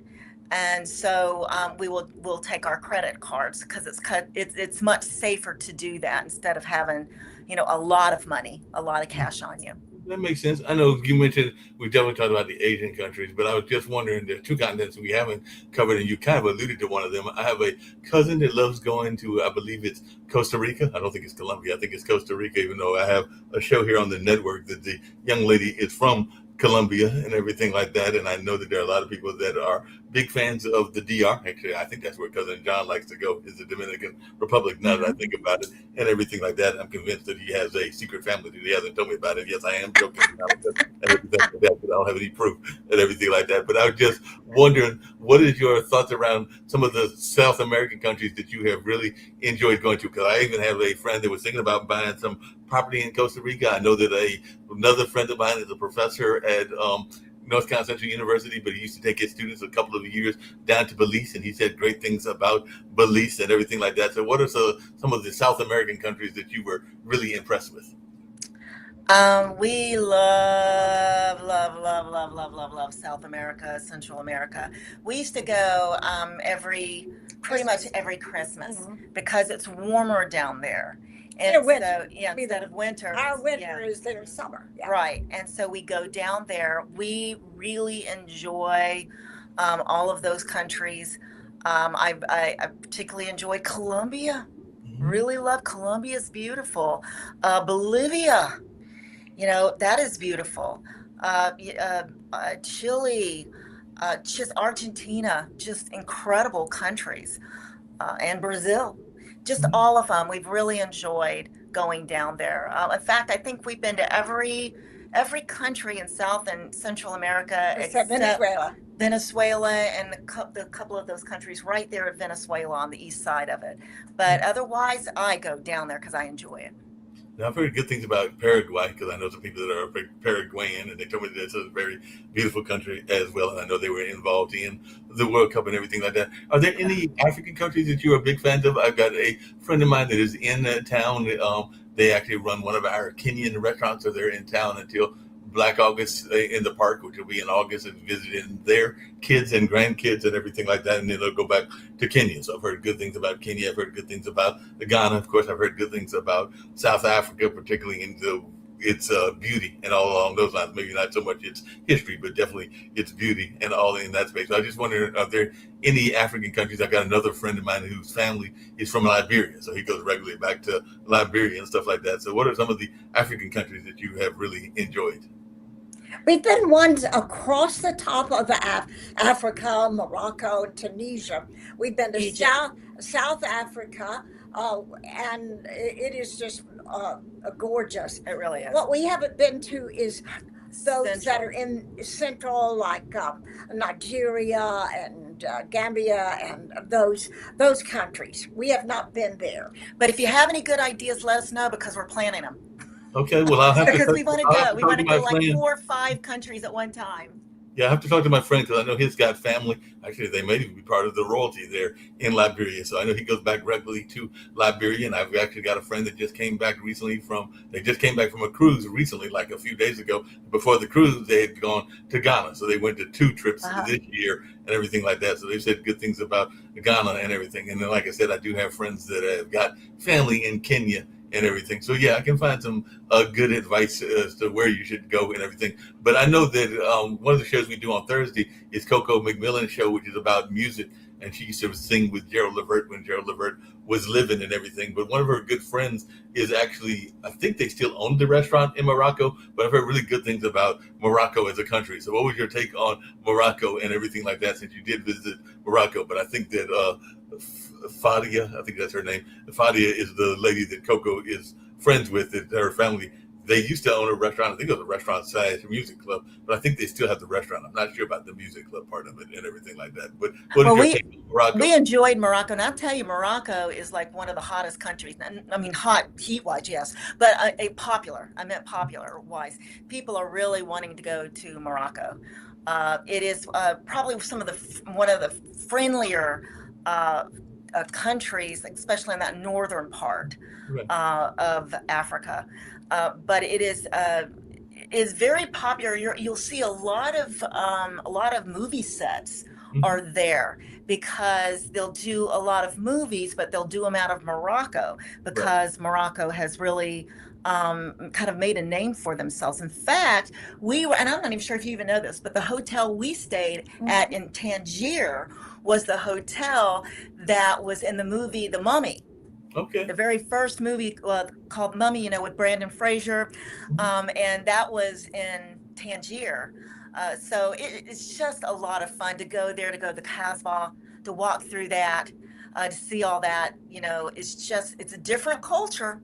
It's different culture. I'm not used to seeing, chickens hanging upside down, things like that. But that's all a part of travel. That's all a part of learning. You're not used to seeing chickens hanging upside down, but I'm gonna tell you something that I was not used to, because I didn't go this year, but I went last year to the podcast conference, which was held in Miami. I think it's held every year in Miami and everything like that. So I was in Miami, and I'm sorry, I love Miami. Just I used to work in Boca Raton, but I was not used to just chickens kind of like just free flowing around and everything like that. Because I remember going from the hotel that we were staying at to going to where they were staying. I think it was the Intercontinental or something like that, where the conference was taking place. But I just remember walking past like even one of those parking lots, and the chickens were there like cats and dogs. They would just sit there And you chilling. don't touch everything like them. that. They are the same thing in Key West. Oh yeah, Key West. If you want to, if you want to have a great time, it's great to be a chicken in Key West, and I guess in Miami too. Because you're not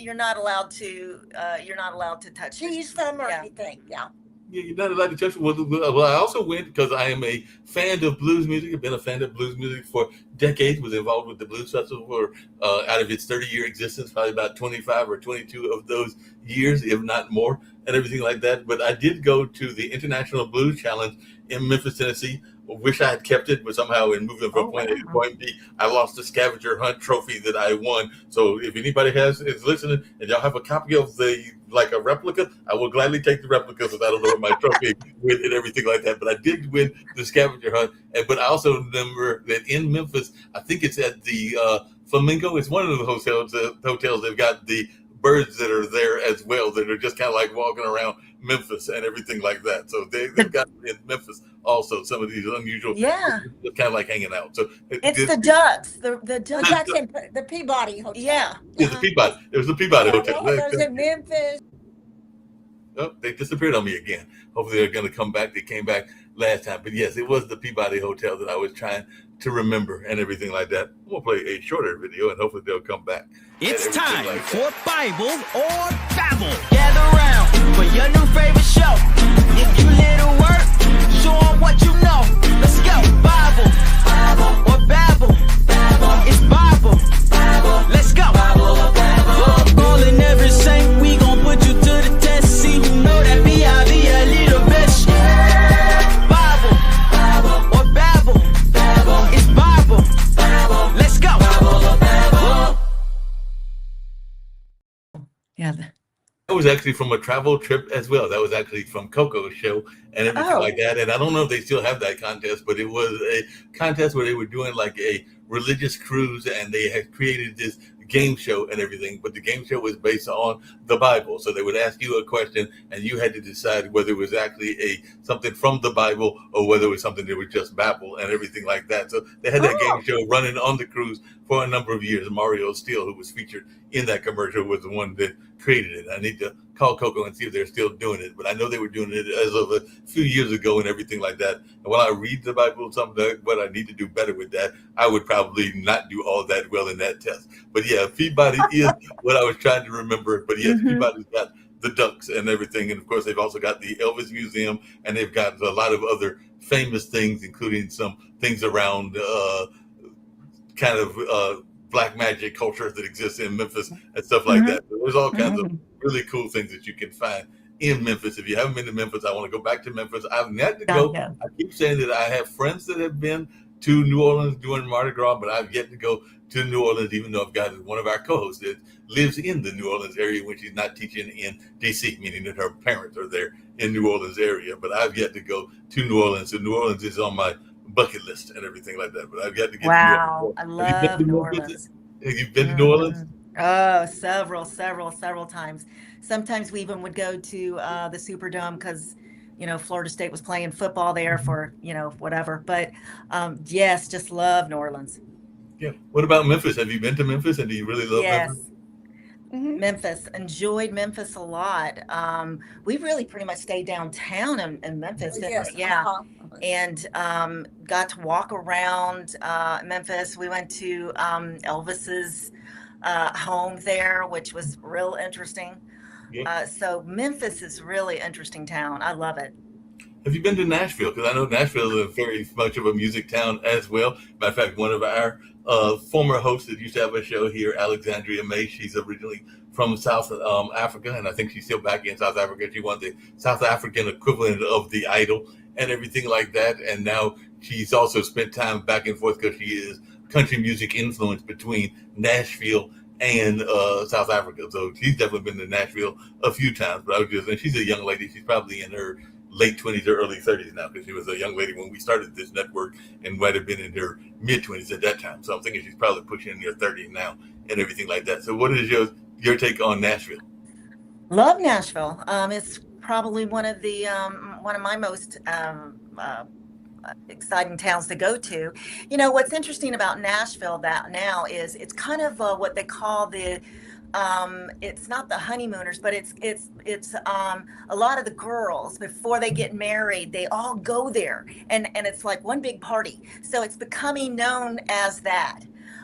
So Nashville, it's a lot of country music and stuff like that if you love country music, but it's much more than that.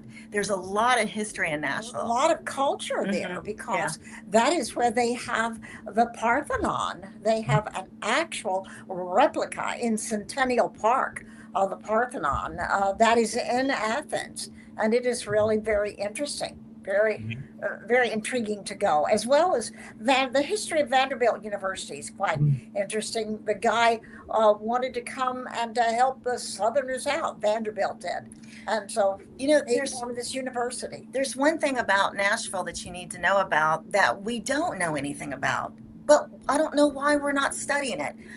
It's where the vote happened that women could vote now. Wow. It happened in Nashville in the Tennessee legislature with a Representative Byrne. His name is Byrne, and it was his mother. He was going to vote the opposite way, and it was up to him, and it was really up to Tennessee, the state of Tennessee, if it was going to get ratified. And so it was really up to this one guy named Harry Byrne. And it was the mother who wrote a letter to him saying, son, you do the right thing. You vote the right way. And that right way was to vote in favor to allow women to actually vote.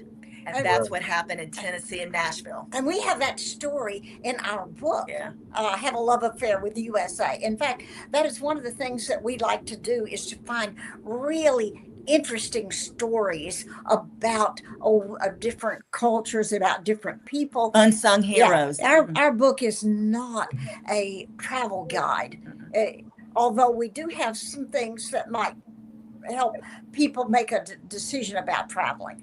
But, well, I've got an interesting story for you that you may not know, and I just learned this story myself from a person that's writing a fiction book and is based here in the area. So his name is Mark, but he does his with a K, and I'm trying to remember his last name, but he's been coming to my Cultural Arts Center and everything like that because he's doing some research and wants to talk to some people that might have been around in the early 1900s or the late 1800s and everything like that, because he's doing like I think it's a murder kind of novel and everything. But one of the things that he found out that people did not realize, but it made sense to me, is I said that the place that I work at has got stained glass. It's got beautiful stained glass. One of the stained glasses that is probably the most prominent stained glass is that of Mr. Duke, because Mr. Duke, the founder of Duke University, gave money to the folks that were creating the Black Wall Street.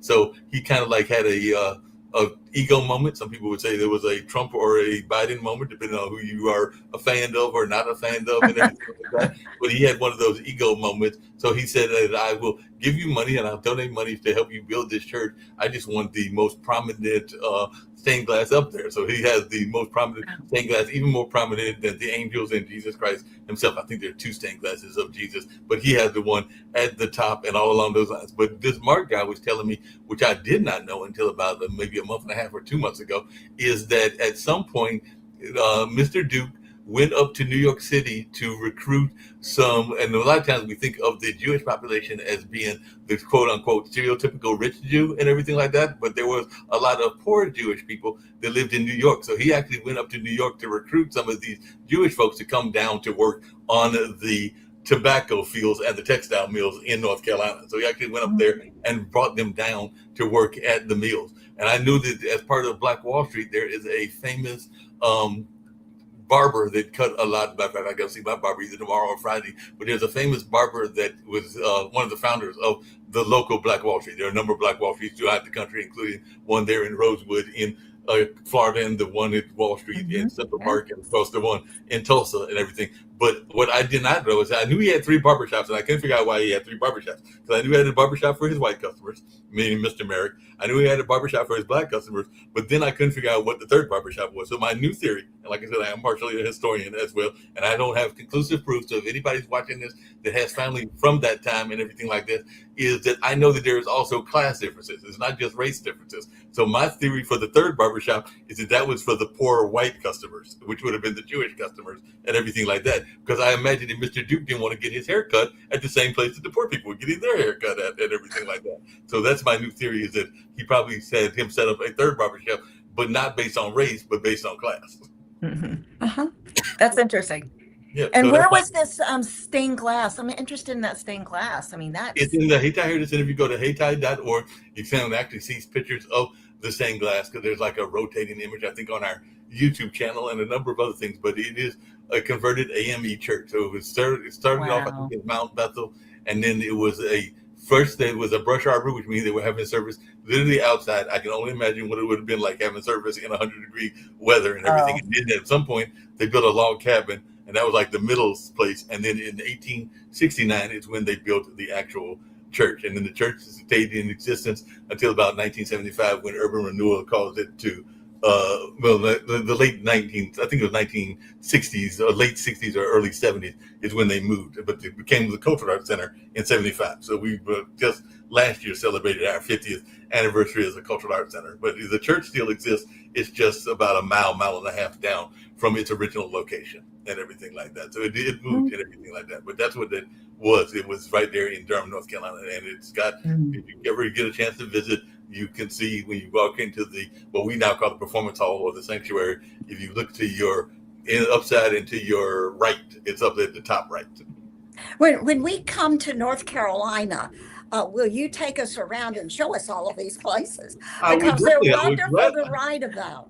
I would love to gladly write do about that. I would gladly take y'all around and show y'all these lovely places, because there's amazing places that are truly amazing and that I think y'all would thoroughly enjoy and everything like that. Just really quickly, what is your take on California? Because we didn't really cover California and everything like that. And I know a lot of people, I've got a friend that moved from Hillsborough, North Carolina to California, and they are very big into, of course, the Hollywood culture, the Hollywood sign and everything like that. But what is your take on California as a place to visit and not just... Wonderful.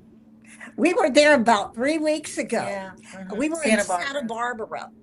And we went on a tram tour of Santa Barbara and looked at the beautiful coast there. Just incredible. But one Just place beauty. we were determined to go to was a place called Solvang, Solvang, which is an authentic Danish community.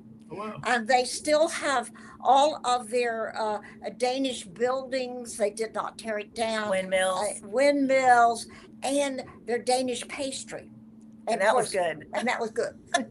You can't go wrong with Danish pastries. But when I went on that one cruise, there was a group of people going back to the other side of the coast that were Mennonites. And I remember seeing Mennonites, because apparently part of their culture, you get to go enjoy Western world before you have to fall back into the Mennonite culture and everything like that. But it was really interesting. They were dressed in their Mennonite outfits and everything like that. But they were on the cruise ship because they have a name for it. But basically, you get to enjoy the rest of the outside world before you have to come back into the fold of the Mennonite culture. So it's kind of like what the Amish do, but the Mennonites do it as well. So that was just fascinating seeing these folks that it was like their last chance to get to enjoy Western life and Western culture and everything like that.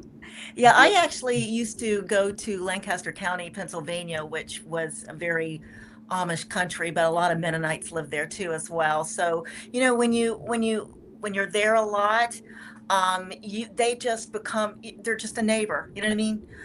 Now, if they came to Florida, and there's some cultures in Florida and Clearwater area that has the Amish there in Clearwater, Florida.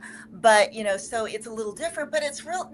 You know what? They may have different things. They may, you know, just their culture is a little different. They may wear things a little different, but you know what? And it's the same thing when you go overseas and when you go and learn about cultures overseas. we still want the basics. Yeah. You know, we want a roof over our head. We want food. We want a family. You know, we have all the basics. Everybody, it doesn't matter, you know, if it's in Africa, if it's in Iran, you know what I mean? We all want the basics. And as long as you know, and if you start learning the people one on one, you're going to be like, you're going to be like, well, hey, there's nothing wrong with that. They're nice. You know what I mean? And I just, you know, I love to learn about people, and I just wish everybody had that passion. I No, think many everybody did times that. it's the governments that just do Yeah, not government. understand each other. Or And, No, don't want to understand each and other. they don't want to, but No, it's the not just the people, government. It's not just the government, but it's also because I've talked about this on this show a couple of times. That's my problem with religious division as well, is because I think a lot of times we spend time figuring out the differences, and it's usually the extremes on any side. I don't care whether it's Mhm. Islam or Christian or Buddhism or Judaism or a number of other things, or whether it's black, white, or purple. It's mostly the extremes on any side is why we don't get along. To the most, to your point, Natalie, I think most of us want the common things. We want to have Mhm. respect of our own kind of existence and everything, and we definitely want to have respect of human nature, and we want to have respect along a lot of other lines. And like you said, we want a roof over our head, want the money to be able to afford to go on travel trips and do the things that we want to do and everything like that. But I think that we're more alike than we are different. But a lot of times Yes, people are trying to find the differences versus the commonalities. But we have a lot exactly. in common than we do separate and everything like that. You I've got you to nailed it. Yep, I've got to teach y'all and everything because I'm imagining that y'all have probably been to at least one or two, and then we get ready to wrap up show and everything like that. But there was a major event that took place in New York this weekend and everything, just like we had the fireworks with Trump and everything like that earlier. But there was another major event, and I was watching a YouTube video where they were asking the people if they were going to this major event and everything along those lines. And I think one of the young people said they were off to the Hamptons. Somebody else said they were off to this trip or that trip, but none of them had an invitation. And I kept looking at my mailbox, and I didn't have an invitation, even though I'm somewhat of a local celebrity and everything like that. But I don't know why Travis and Taylor didn't have me on their mailing list and everything like that. But I just knew that I was supposed to be on that mailing list to be there at Madison Square Garden, even though I understand that some of the people at Madison Square Garden were not all that pleased, including some of the bars, because they lost a lot of money with all of those people that were in Uh, the wedding and everything like that. So my question to y'all is, have y'all ever been to an area where there was a destination wedding taking place and everything like that? And did y'all not get the invitation to Taylor Swift and Travis Kelce's wedding? Because I kept looking in the mailbox for mine. I never found it. So I think it's forgotten. well, you know, I may have been invited. I just didn't see it in my mailbox. No, I didn't get the invitation. But yes, you know, the destination weddings are just super popular now. You know, you'll hear a lot of it, like especially go down to Mexico, you know, that type of thing. Yeah, Cancun, Cancun. yes. So that is a big deal. We went to Lake Tahoe actually for my nephew, only just because I live there. But a lot of people make that as a destination type of wedding place.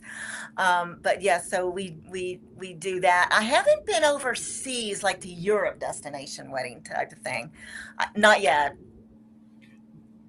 Now, I've heard some great things. Speaking of European places, I did hear some people that during the time of COVID were trying to escape. I mentioned that Nick went to Spain, but I also heard some people that decided that as they wanted to get away from the madness of the U.S. So I remember this was maybe 2 or 3 years ago. We had a young lady that was on the show that literally moved to Bali. So she moved to Bali to take her job in Bali, and apparently she really enjoyed Bali. So I was wondering, did you ever travel to Bali, and what was your takes on Bali? Because they literally got tired of the U.S. and they just decided that they were going to move themselves to Bali and make that their new permanent home. And I don't think she ever moved back. I think she now lives in Bali and everything like that. So what is your take on Bali? Because I've heard that's a great destination, both vacation, but also someplace that you might even want to consider moving to.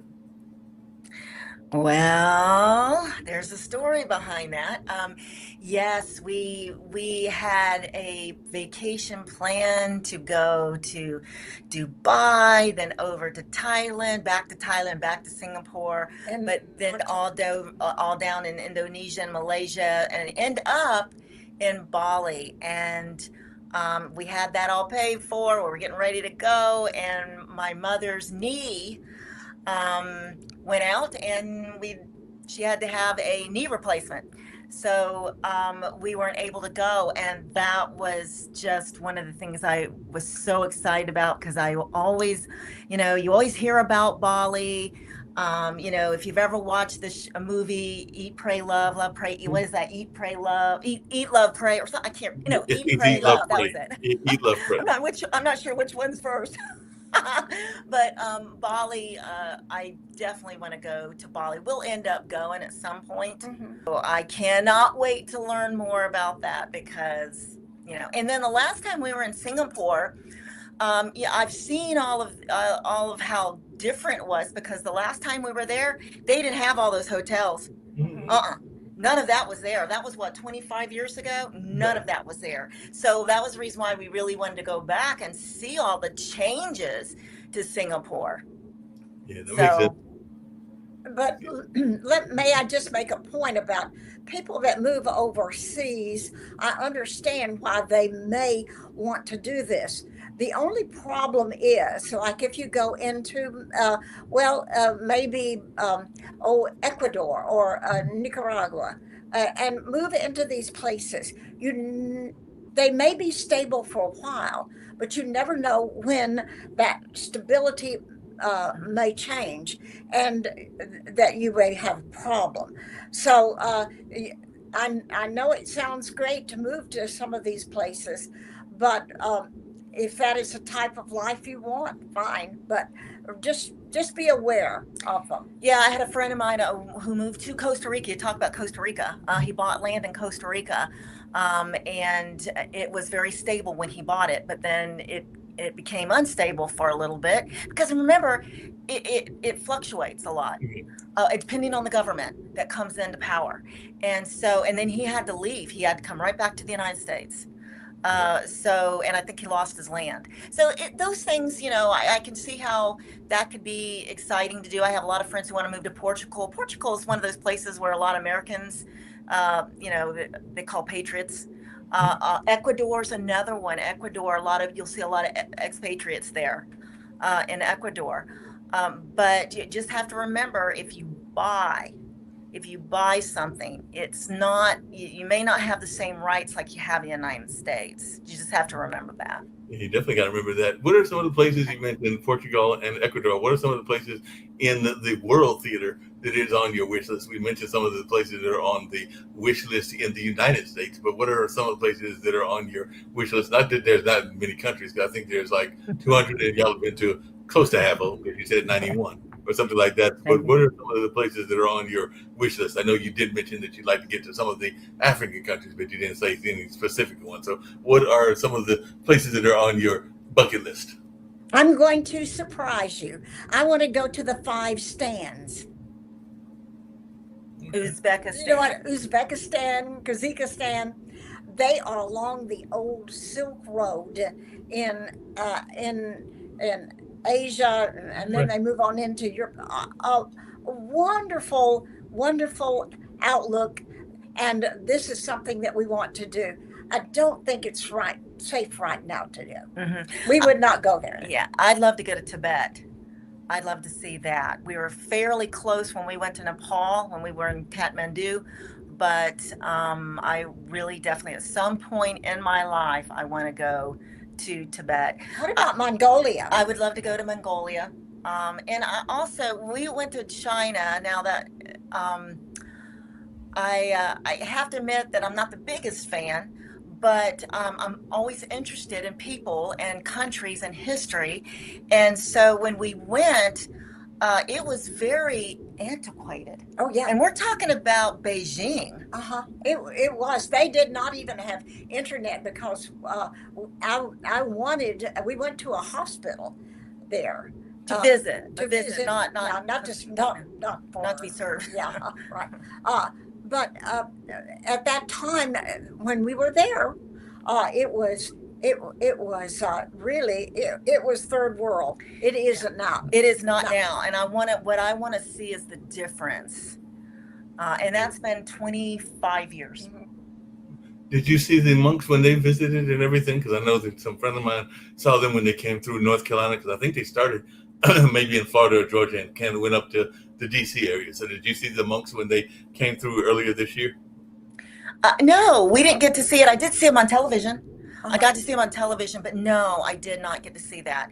But when you go to Nepal, especially Nepal, you see they're just everywhere. I mean, so you get to really just kind of immerse yourself into that culture and talk with them. Very friendly, but very to their own, Yeah.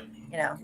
Yeah, they're definitely to their own and everything. Well, this has been a fascinating conversation. I've learned so much, and y'all are definitely welcome to come to North Carolina, and I'll definitely show you around and all along those lines. But the thing that I get all my guests to do on these shows, whether it's just like the two of you, or whether we have multiple guests and everything like that, is I get them to tell where they can be found in terms of social media and in terms of where people can get their book. And Liberty Twitcher has already ordered one off of Amazon and everything like that. But I'm a big believer in positivity. So I always get all my guests to give their message of positivity and the message of positivity to our global audience, because Pod TV Thank is a you. global network. So I'd love to hear Thank both you. of you and your mother's message of positivity. And last but not least, if you can remember the third question, the other question that I sometimes ask my guests is something that people would be surprised to know about you that we haven't talked about as we've been talking about travel on this trip. Like I've had one of them exes that I mentioned and everything like that. They used to try to talk me into going skydiving. I'm sorry, to me, planes are for one purpose, for going to point A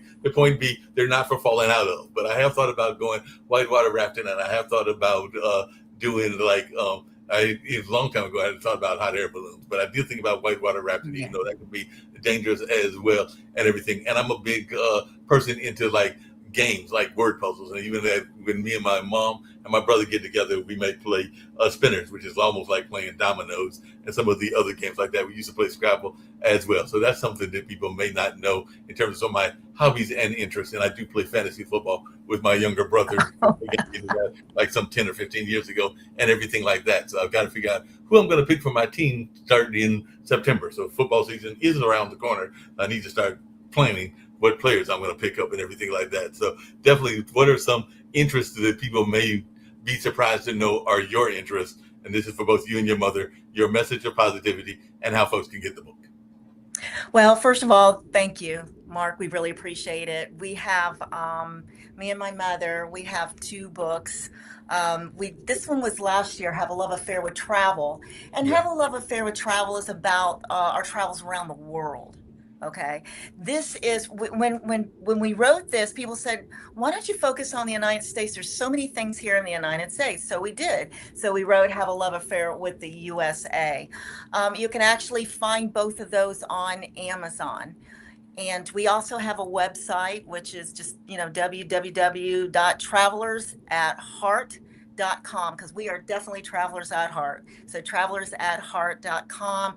I'm on Facebook, Instagram, and TikTok now. So you can see me at Natalie or Natalie Kelly, Travelers at Heart. She's really good at TikTok. Well, I'm working on it. But the message of positivity, Mother, what would be your positive message? I would say when you go any place, make sure that you really get to do something interesting.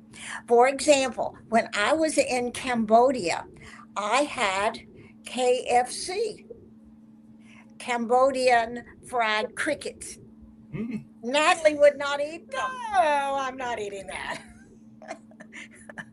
So my message of Oh, they disappeared again. Hopefully they're going to come back. I'll play one more commercial, and hopefully they'll be back with their last message. Are you looking for money-saving strategies for your business and personal finances? Are you tired of working hard every day with little or nothing to show for it? Contact Prosperity Financial Services, LLC right now for your free financial consultation. Call now to reserve yours today.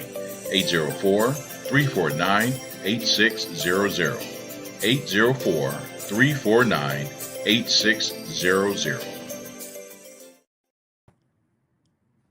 Natalie, I'm with you on the not having Kentucky Fried Crickets. I might try them if I was in another country and everything like that. But I have a hard enough time with calamari and everything like that, which I think is squid, if I remember correctly, and everything like that. I've got one. I've got one. Frog legs. She just had frog legs. I just had frog legs last weekend. I would not have. They're No at a question. restaurant called the Yearling. Yeah. Okay. So yeah, so definitely that's a good message of positivity. What's something, Evelyn, that folks who would be surprised to know in terms of a hobby or interest? Maybe something that you picked up in the last 10 years since you were in your 80s, since you're in your early 90s now. What's a hobby or interest that folks that are watching this show might be surprised, going like, I didn't know that 91-year-old does weaving or something else like that. So what's a hobby or interest that folks might be surprised to know is an interest of yours? I don't know if it's a hobby, but it's something that I didn't do. I had written 22 books for publishers, and they did all of the marketing, but we self-published these. So my hobby is marketing, and it is fun. Most writers hate marketing, but I like it. Yeah, that makes sense. What about you, Natalie? What's something that is, you told how people can reach you, but what is your message of positivity, and what's a hobby that folks might be surprised to know is a hobby of yours? Well, my positivity message would be is, life is short. Life is short, people. Let's enjoy it. Get out of your comfort zone. Don't stress about just everything. Let it roll off you. That's the one thing I learned about travel is some things it's out of your control. If it's out of your control, you can't do anything about it. Just let it go. And I'm going to tell you, feel a lot better about yourself. And that rolls over into my professional life too. That helped me in my professional life. One thing you don't know about me is I don't drink alcohol. I just don't like the taste. But when I traveled to the Yukon in Canada, they have a tradition called the sour toe cocktail. And the sour toe cocktail, only about 100,000 people in the whole world of history have done this. And I'm so honored to be a part of that. But it's a shot glass with bourbon, I guess. Yukon Jack. Yukon Jack, whatever that is. I guess it's bourbon. And a real human toe. And a human toe is put into that shot glass, and you're supposed to drink it real fast. The human toe has to touch your lips, but it cannot go inside your mouth, nor can you swallow it. If so, you get fined $3,000. So I participated in something I thought I'd never do, is to take a shot of that bourbon with a real human toe in it and let it touch my mouth. And of course, I am so proud that I did that. That sounds like a scary thing to do, because I'm imagining there's not a human attached to the toe. So I'm imagining it's like a toe that has been either like a past person or something along those lines. So that sounds very scary and everything like that. But I did have one quick question for y'all that just popped into my head, because I've heard people say that the one person you don't want to travel with is, we've said that you can travel with your mom and everything like that, but I've heard people say that communication is very important in life. I mean, that's just life in general. I don't care whether it's work. I don't care whether it's love. I don't care whether it's whatever. But I've heard that a lot of people say that the one person that they are afraid to travel with, and you did mention being single, I'm in the single space as well, is traveling with a significant other. Because I did go on the cruise with the person that I was dating at the time and everything like that. So what is your thoughts around the notion of traveling with somebody that you're having romance with? Because I've heard people say that can be, if you're not very good in the communications lane, that can be problematic. I'll just put it that way and everything like that. It could be problematic, yes, but remember, you have to know your communication. You have to know your travel style. We actually have the travel style quiz in our book, Have a Love Affair with USA. It's actually in here.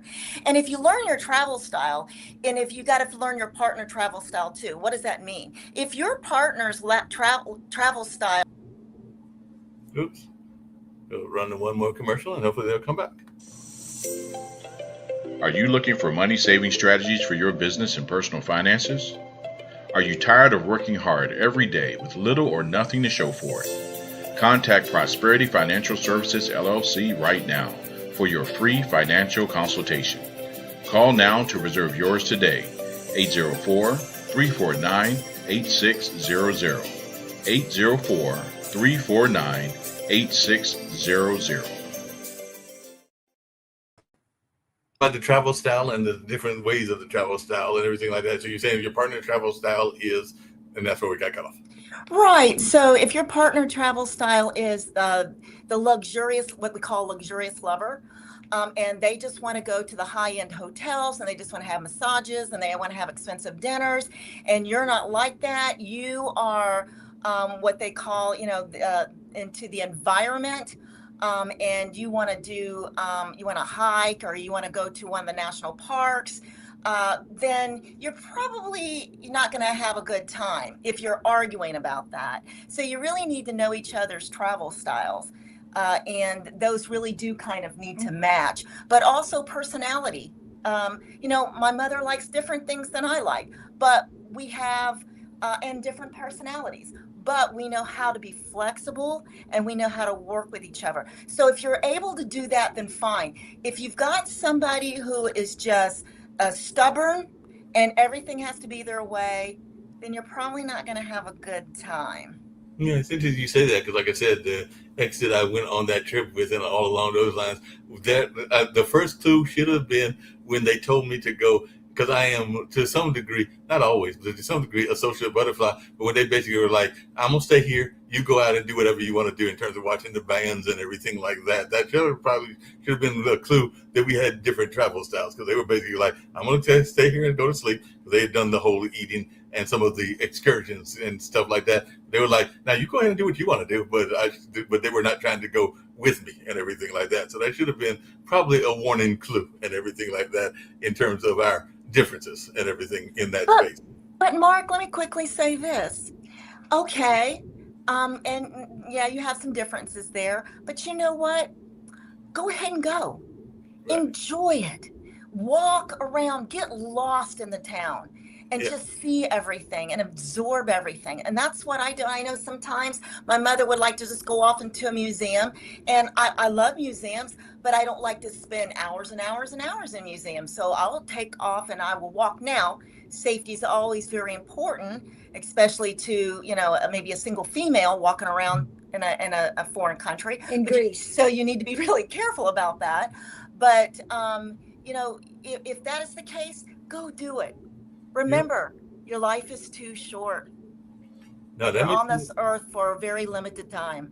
No, that makes a lot of sense. I just lost an aunt a couple of weeks ago, and she actually passed away in her early 70s. I think she was either 74 or 75, and it was definitely some health issues that she had, but also what she decided to do in terms of the health issues, because she decided to go the naturopathic way and everything like that. So there are things that she probably could have done that could have kept her on the earth longer and everything like that. But we all have our own choices that we make, and that's the choice that she decided to make, and all along those lines. So definitely I miss her greatly, but I also know that she, as my dad said, she did it her way, and people are going to do it their way, no matter what is going on in their space and everything like that. So that is very true. I'm going to go out with an education video. It's a short video. It's not the long one, because that one that I was starting to play is like 3 minutes. But just really quickly, and this is for both of you, and it's the last question I have of the two of you. How important has education been to you? That's part of the reason that Nick and Kim created this network, is they wanted to teach people about things that they don't oftentimes know, whether that's physical education, whether that's travel education. And actually we have one of our channels deals with travel. That's Brandon Stewart, who works with the Disney franchise, if I remember correctly, but he does one of our three or four channels. One of them is a travel channel, and he talks about different places he's traveled around the world. So if you've not seen that on Pod TV, you can go to Pod TV and you can see Brandon Stewart talking about his travels as well. And it's regular shows that are airing of trips that he's made over the last several years and everything like that. But just really quickly, how important is education to you? Because this particular video is from Oklahoma, and they're honoring not just the regular teachers, but also the support staff, like the guidance counselor, the janitor, the cafeteria worker. And I had a grandmother that was a cafeteria worker, and my mom was a guidance counselor way back when I was a youngster and everything like that. And so I do know the importance of the support staff, even the resource officers, which can come from our police or sheriff department. But who is a teacher that inspired the two of you, and how important has education been in your lives? I am an information junkie. I love information. even when all the little kids in the 6th grade were reading Nancy Drew mysteries, I was reading the encyclopedias. So I love information. I love learning, but I don't limit it just to academics. I love other topics too. Right. And you mentioned I like to know about government. I like to know about construction. I like to know how things are done. So that is part of my life, is just being an information junkie. Education is very valuable to me. And in our family, I think we counted up, we have 19 college degrees among the members of our family. Very important, but we also realize that people need to learn and to enjoy learning. Yeah. And I look at travel as education. We talk about this a lot, how travel has really taught me in my professional life. I've learned to negotiate because of travel. Now I can negotiate contracts.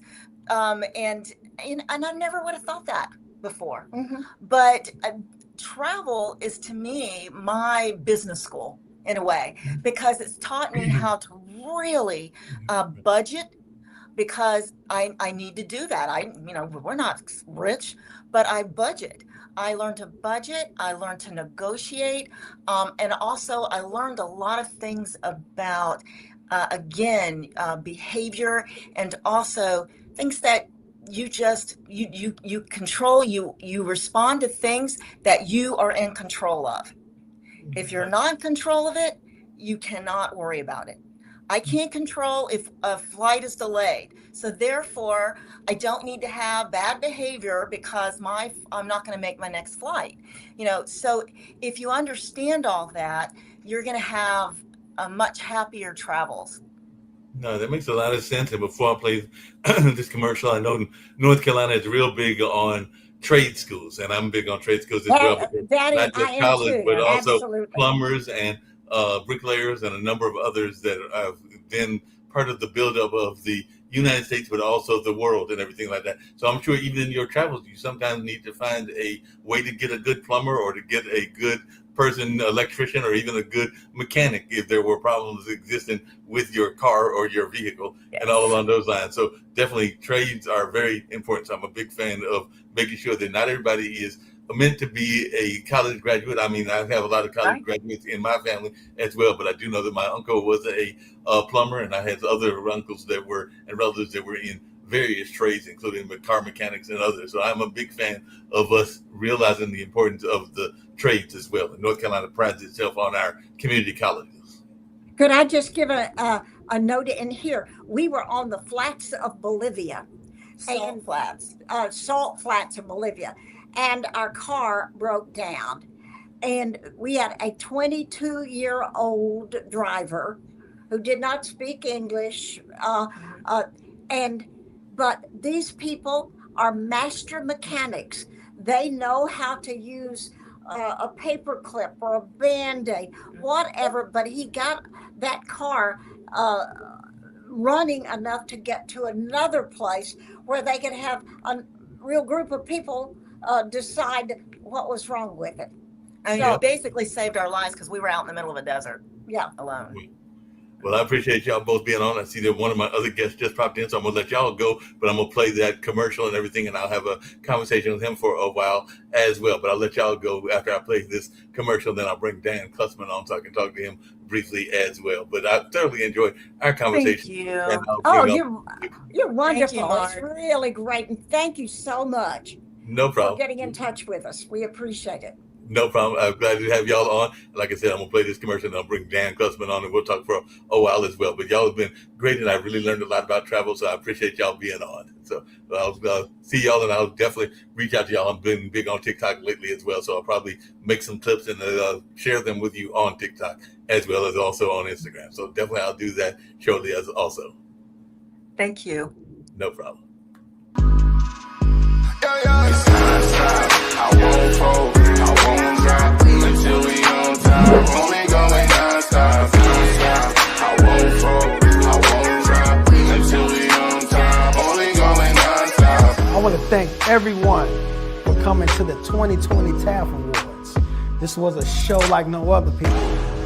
This is the Grammys for dignitaries, educators, and support staff around the state of Oklahoma and worldwide. We cannot do this without the support of the people. So we thank you, I thank you, for being such a dedicated supporter to this movement for the Teachers Appreciation Foundation. I thank you.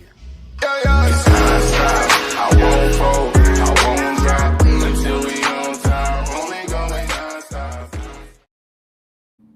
Yes, we have another guest on, Dan Klussman, and all along those lines, we just finished having a great conversation with the young ladies that were a mother-daughter team that had traveled the world, but Dan Klussman is an author as well, so always glad to have these amazing guests on the online dinner party and everything like that. So how are you doing, Mr. Klussman? I know you've written a book and even learned some different life lessons from some of these amazing people that you have talked to and all along those lines. So like I said, we just had an hour and a half conversation, but I'm looking forward to having a conversation with you, maybe not as long, but at least 35 minutes to an hour about what you've got going on. So definitely share a little bit about your book and what's happening in your world. Well, sorry I got on late. I was held up with a phone call and almost blew it. No problem. I am a first-time author, but I feel guilty when I say I'm an author because my book, Life Answers Back, is a compilation of stories I collected over 15 years and features the creative talents of over 80 authors. So it's a book of short stories and features that inspire, motivate, entertain, have you laughing, have you crying. And it's basically just a wonderful read for just about anybody that is, whether they're traveling, whether they're just wanting to be entertained or to enjoy a great book. What are some of your favorite stories in the book? I did get a copy of the book and everything along those lines, but I just wondering, what are some of your personal favorite stories in the book? Because like you said, it's a compilation and you can learn a lot of great lessons from different people and everything like that. I know that in my own book collection, I've got the works of people like some famous TV anchors. Like I know I've got a book by Mike Wallace. I've got a book by Diane Sawyers. I've got a book, of course, by Martin Luther King and Malcolm X and a number of other great famous people and all along those lines. So I do know that a lot of people that are in different walks of life. I think I've even got a book from, in fact, I know I've got a book from Dick Van Dyke and everything like that. So there's a lot of things that we can learn from these various autobiographies and different kind of communications, whether it's an autobiography, whether it's a biography, or whether it's your neighbor down the street that might have told you a story and everything like that. So what are some of your favorite stories and some of the life lessons that you have learned? It's tough when you have, like, say, over 80 authors contributing to it. I loved a lot of the stories.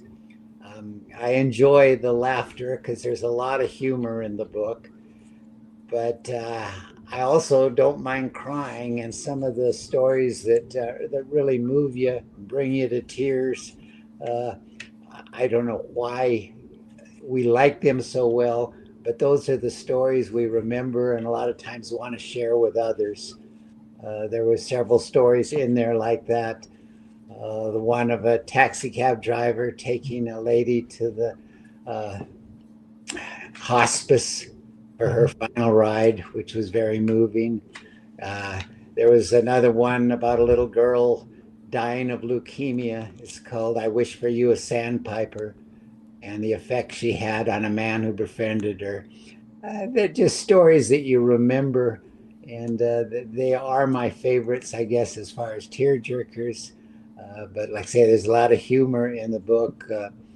As an older person, there was a retiree mental test in there, and you take the test, and it comes to the conclusion that most retirees don't have the brains of a 4-year-old as you fail the test. You know, it's a fun book to read.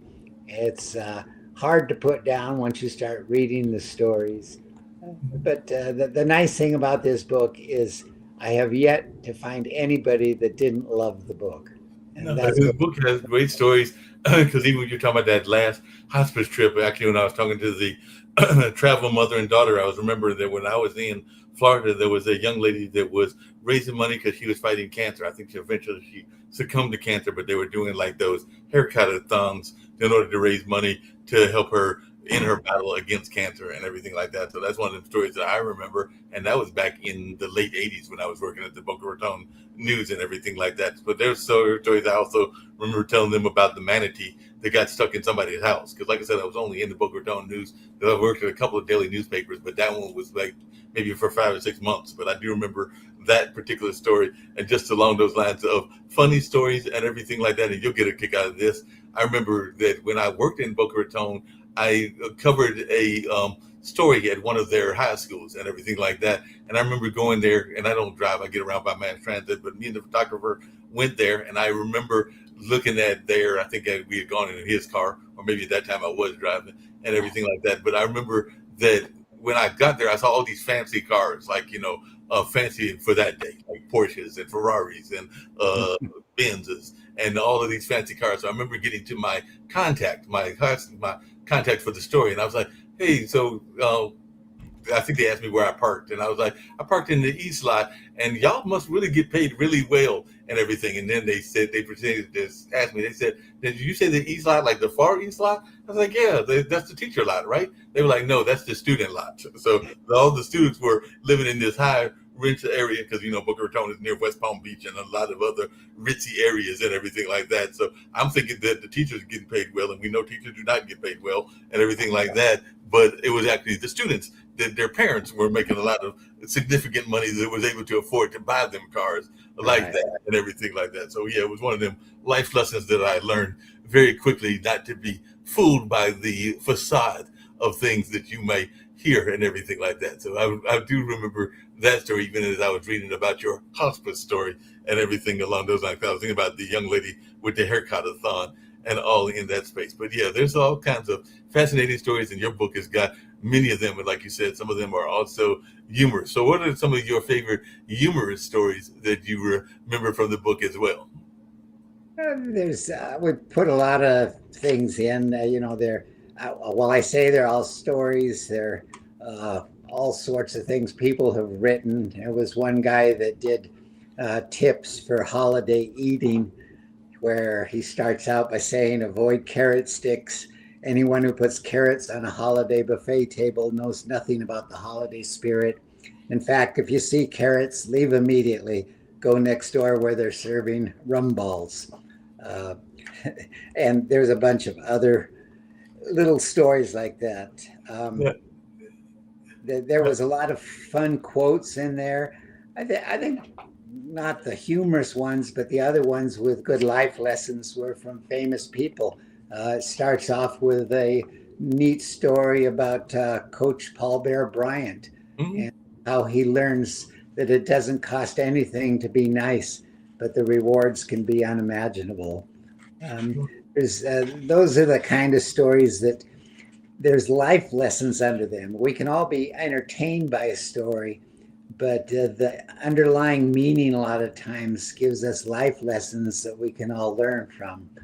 And I thought too, when I published this book, I wish I'd have published it back when my kids were teenagers, because I think while they don't always listen to us as parents, if they're reading a story and a life lesson emerges that they remember, it can add to their growth and ability in the future if they keep some of these things in mind, even if it's something as simple as being nice to people. Yeah, you definitely got to be nice to people and everything like that. Because I know one of the great life lessons I learned is definitely to be nice to people and accept people's differences. We were talking about that earlier when the other guests were on and everything like that, because too often we are too quick to judge and all along those lines. So it definitely got to be nice to folks and everything like that. I just wondered, because one of the books, speaking of not being nice, one of the funniest books that I ever saw, and it was a book that my mom had and everything like that. And it was a book, and you might have even seen the book because it was somewhat famous, but it was a book called What Men Know About Women. And if you look at the book and you open the book is all full of empty pages because the argument is that we don't really know anything about women and everything like that. So I just remember that book being in my mom's book collection. But like I said, if you flip through the book, it's nothing but empty pages. Well, there's a lot of people too. My book is different from most, but the one book that has been compared most to is Chicken Soup for the Soul, Right. the original one. And that got me excited because it went on to serve or please hundreds of millions of readers all around the world and was one of the more successful books of all time.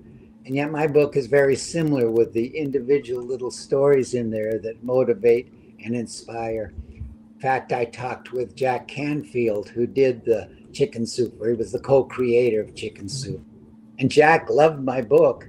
He said that if he hadn't just retired and sold the rights to the whole series, he would love to have published my book and added it to his list of hits. So when you get an endorsement like that, it means a lot. And even the Amazon book editor, the first review I got, he says, Life Answers Back does not belong on a shelf, on a bookshelf. It deserves a special place in every reader's heart. So when you have professionals like that giving you great reviews, you think, hey, this book's going to do all right. But then reality sets in when there's like over 5 million books on Amazon and they got like 100,000 new ones every week. You realize how hard it is just to get your book noticed in this world when you're not already a famous author or a media personality that can plug their book on television, whatever. But I can guarantee Life Answers Back is probably one of the more enjoyable books anybody will ever read. There's a bonus. The stories originally appeared in a website I ran for 20 years, still going. And so when you buy the book, you also get a free membership to the website. And it has all sorts of things that will make you enjoy life throughout the year. I also like to work with worthy causes. So anybody that buys the book, if they've got a local worthy cause, can be their church, their school, or even something like having your kid want to earn money to go on a class trip. We just set a week aside where all profit from book sales go to help the worthy cause. So that's something that makes me feel good. And the book does some good that way.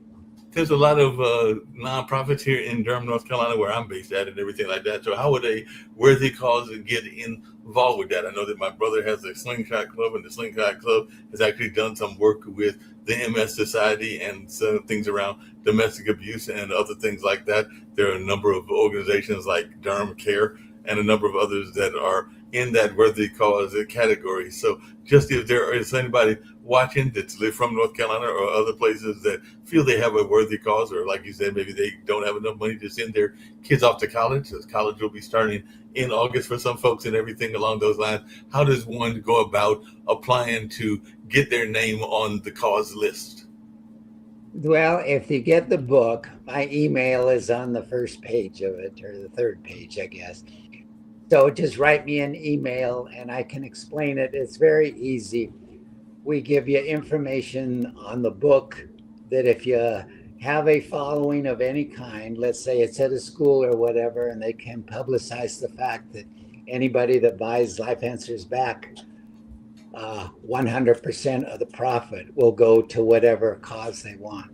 And we just set a certain week ahead. So if you are going to start it on July 4th, July 4th through 11th, all profit goes to that particular cause, even if it's from other sources. So, it's a win-win. They will get money that they had never gotten before. And the nice thing is anybody that buys the book, mainly to help the worthy cause, when they get the book, they will love it and they will thank the group that told them about this book. So. That makes sense. And it doesn't matter the nature of the cause, because I know some people are having causes that are more liberal or more conservative, or does it matter the nature of the cause where you're just trying to do things that are for the good of society and not necessarily either on the political spectrum and everything like that? Because I know there are a lot of causes that are bipartisan, for lack of a Yeah, better. we try and stay away from politics. You're like me, probably. You get deluged with emails from all these candidates wanting to have you donate to their, their whatever office they're running for.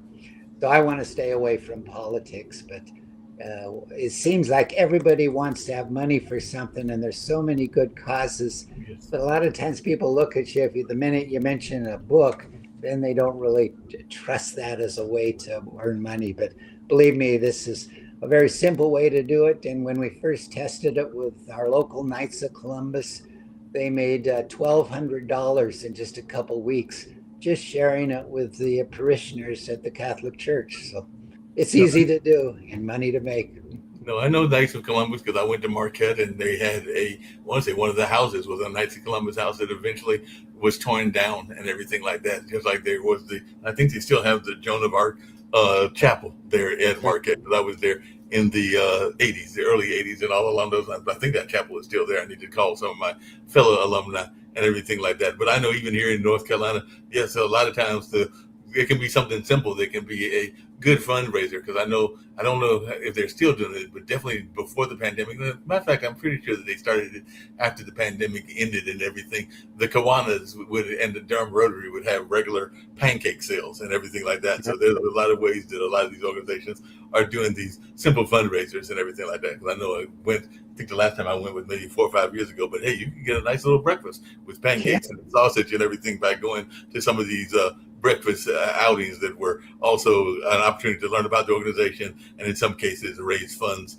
as well. So definitely it's a good way to get a good breakfast in the process and all along those lines. But yeah, I love humorous stories. Do you have any that are North Carolina based? Because we've had some great coaches here. There was definitely the inventor of the Four Corners, even though people forget that Dean Smith gets the credit, but Mr. McClendon, who is North Carolina Central University's gym is named after, was actually the person that created that strategy, and he created some other strategies as well. And of course, Dean Smith gets the credit. And of course, a lot of people are familiar with Coach K, and Coach K has had some great quotes in his life. And of course, I went to Marquette, and Al McGuire had all kinds of great quotes. And I mentioned earlier with my people that were doing travel around the country and around the world, because we were talking about cemetery travel, that Jim Valvano's cemetery is still quite often visited, and he had a lot of great quotes when he was having his cancer battle and everything like that. So I was wondering if you had any, other than Bear Bryant, any coaches from the Southeast.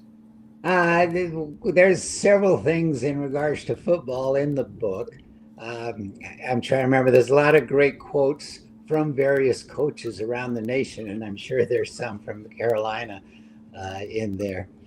I did just remember you asked me earlier, and I couldn't quick come up with one of my favorite humorous stories. Right. But there was a little girl arguing with her teacher about whether a whale could swallow Jonas or not. And the teacher said, "It is physically impossible." So the little girl said, "Well, when I get to heaven, I will ask Jonah." The teacher, irritated, said, "Well, what if Jonah went to hell?" And the little girl said, "Well, then you ask him." We're talking about, little kids and some of the humor they come up with. So that was a fun story. That's interesting you say that, because on the news show earlier and everything, we actually had a similar story because it went viral and everything like that. But there was a young lady that was being asked about why there was the need for slaves and all along those lines. Whoops, did we lose you? The cotton and everything like that. But the young lady who actually wrote in pencil, they didn't need slaves. So she was actually challenging the teacher because she was saying they didn't need slaves. So because the question was asking, why did they need slaves? And she was like, they didn't need them. So she was actually using that as a form of humor and was challenging the teacher in much the way that the whale lady was challenging her teacher and everything like that. So from the old saying goes, from the mouth of babes comes great wisdom. I think that's the old saying that I've heard for decades. And quite often it is very true that we don't give enough credit to our young people because they oftentimes are even smarter than we are in a lot of ways and everything like that. When did you decide you wanted to be an author, because I knew that I wanted to go into journalism way back when I was in the 6th grade. I think I put together a mimeograph paper when I was like 10 or 11 years old. And I've also done event planning. That didn't come about till my adult years and all along those lines. And now I've become, at that Cultural Arts Center that I mentioned earlier, a staff historian. But that both of those came up later in life. The journalism, I knew I wanted to do that way back in the Watergate era of the 70s. So I was probably 76. I was probably like around 11 or 12 or something like that. So I knew that I wanted to get into journalism for a number of years for a number of reasons. And part of that was admiring people like Hunter S. Thompson, who wrote Fear and Loathing at the Kentucky Derby, Fear and Loathing in Las Vegas, and was known as a gonzo journalist, but also having a great admiration for investigative journalists like Woodward and Bernstein and folks like that. So at what point did you know that you wanted to be an author? Because you're not a spring chicken either. I just turned 64 last Wednesday, so a week ago today. So I'm 64 and a week and everything like that. But I can tell you, you're not a spring chicken either. My guest earlier, I think the daughter was probably in her 60s or 70s, and the mother was 91 or 92 and everything like that. So it definitely, I do believe in the wisdom of young people, but also the wisdom of our elders as well. So at what point did you know you wanted to be an author, and do you have other plans to write other books?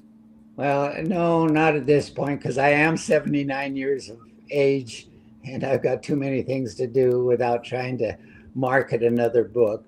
But stories have played a big part in my life. My mother was a great storyteller. She was actually a war bride in World War II and worked at Bletchley Park, where they broke the famous Enigma code that there's been several books and movies written about. So she always had a story to tell. I grew up reading great books like Robinson Crusoe, Black Beauty, and others, so I liked stories then. I lived my whole adult life in the movie theater industry, in marketing. And movies are the ultimate storytelling business, I think. And I had clients in 37 countries around the world that I would tell them about the stories that Hollywood had in store for them. So that, as always, storytelling played a big role in my life. When I started the Life Answers Back website, I collected a lot of stories that were the basis for this book. And finally I decided, well, I've got all these great stories. Why not choose the best of them and put them in a book so that more people can enjoy them? So I don't know how I got to be an author, but I wish I'd have done it a lot earlier in life when I had more energy and more time. But right now, I just have to say that it's a book that I want to share the creativity and the talent of all those authors that are featured there. And I want to bring pleasure to as many readers as I can. Life Answers Back is available in most bookstores, and you can get it online. And it's just an easy book to get, and it's one that you'll be very thankful that you got to enjoy. Yeah, it sounds like a great book and everything like that. My grandmother created the first African-American library in Raleigh, North Carolina, and everything like that. And she actually went around knocking on people's doors, collecting money in order to build that library, a library that is still in existence. And I think it was last year they created an award in her name. And she also has a book collection in her name as well at that particular library. So she, even though she passed away back in 82, so some 44 years ago and everything like that, she is still being recognized and still being honored even to this day for her role and everything like that. And I'm a big fan of storytelling. I think that storytelling is something that we all need to be aware of. And I'm a big person of wanting to hear more stories. And I don't think that we do a good enough job of that and everything like that. Because one of the things that I regret is people that I have not had the pleasure of interviewing, that I wish I had had the pleasure of interviewing when they were living, so I could able to document more of their stories, even in my own family history. I just recently lost an aunt, and I wish that I had documented some of the things that she shared with me when she was living, and all along those lines. So how important do you think storytelling is in society, and do you wish that it was more recognized than it is? Because I know some cultures are very big on storytelling and everything like that. So how important do you think storytelling is in our society? I think we underestimate it. I mean, you can go back to prehistoric men and women sitting around a campfire. They're talking about something, more than likely they're telling stories. But like I say, my whole life has been involved with stories, and I think they allow us to see beyond our own life and see what other people are doing, what other people have been challenged with, what other people have overcome, and to get ideas for improving our own life. You know, the stories run the gamut from all sorts of areas that we can learn from. It adds to our education. Reading has always been a big part of life in this country. I'm not sure the status now as far as the internet kind of taking over and all the kids glued to their iPhones. I don't, I know that a lot of them aren't even taught to write in cursive anymore. So I hope we're not losing the storytelling ability and replacing it with the video type things that AI and everybody else can quickly grab your attention with. And so many of the stories that you see, even like on a Facebook, my wife will come in and say, "Oh, look at this terrible story," and I have to say, "Hey, it's not a real story. It's all fake. It's to pull you in so they can, get you to watch a commercial at some point." So storytelling is a huge part of our lives, and I'll do my best to make people enjoy stories like through this book. But it's something that is very important to life and our future. I agree with you. It's definitely important to life in our future. What advice would you give to somebody else that is thinking they want to write a book, even if they want to write a book later in life? Like I said, I do have those authors. They wrote a book about traveling the world, and then that led to a book about traveling in the USA, and that was the mother-daughter team of Nancy and Evelyn Kelly, if I remember their names correctly, and all along those lines. But what advice would you give to somebody that think they want to write a book, whether it's writing a book as a youngster or writing a book in their 90s, as you did?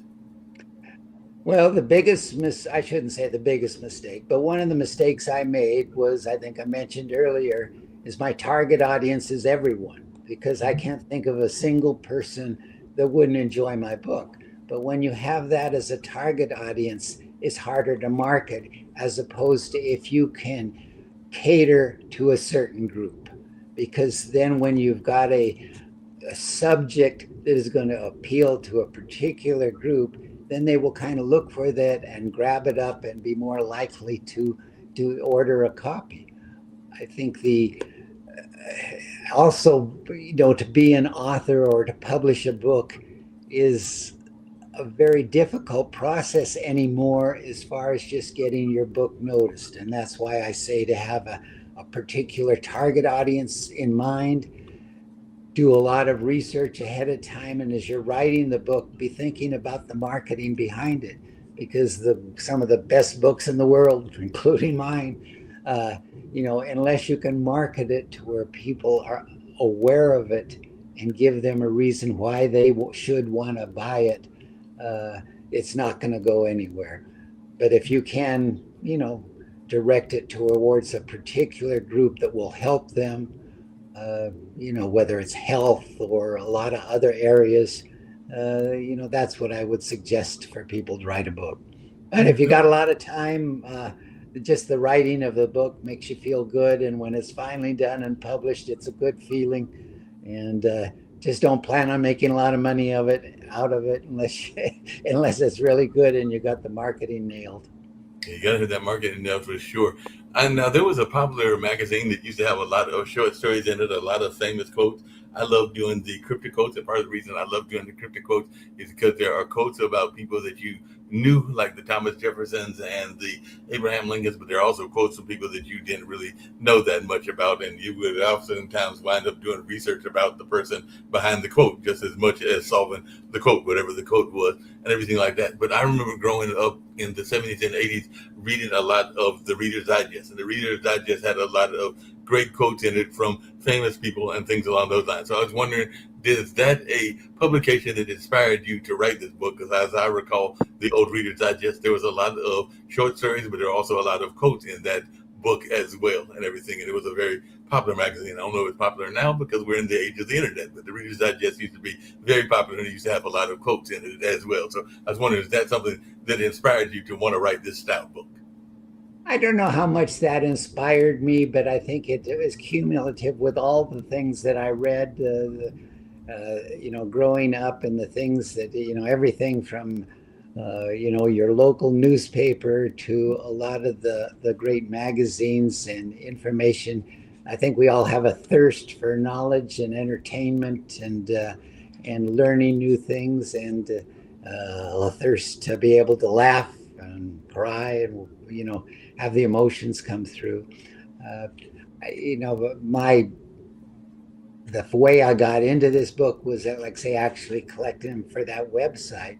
But it was basically people. I collected a lot of the stories, but then members started sending me their stories.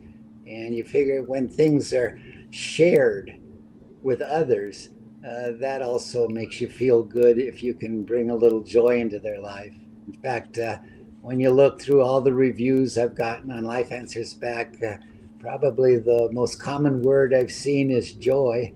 Mm-hmm. And the phrase that I hear from almost every person that's ever read it is, "I love this book." So those are the kind of things that inspire you and make you want to write a book, I guess. But yeah, that makes a lot of sense. You mentioned that you had been involved in the movie industry and the marketing aspects. I do have friends that are movie makers, filmmakers, and all along those lines. And I do agree with you that is one of the current forms of storytelling and everything like that. But it sounds like you were working maybe for a movie theater or something like that, and were doing some of the marketing, or maybe it was in one of the movie studios and everything along those lines. So how much is your earlier career influenced your book as well? Because you did mention that you had worked in the movie industry, and I'm a big admirer of the movie industry.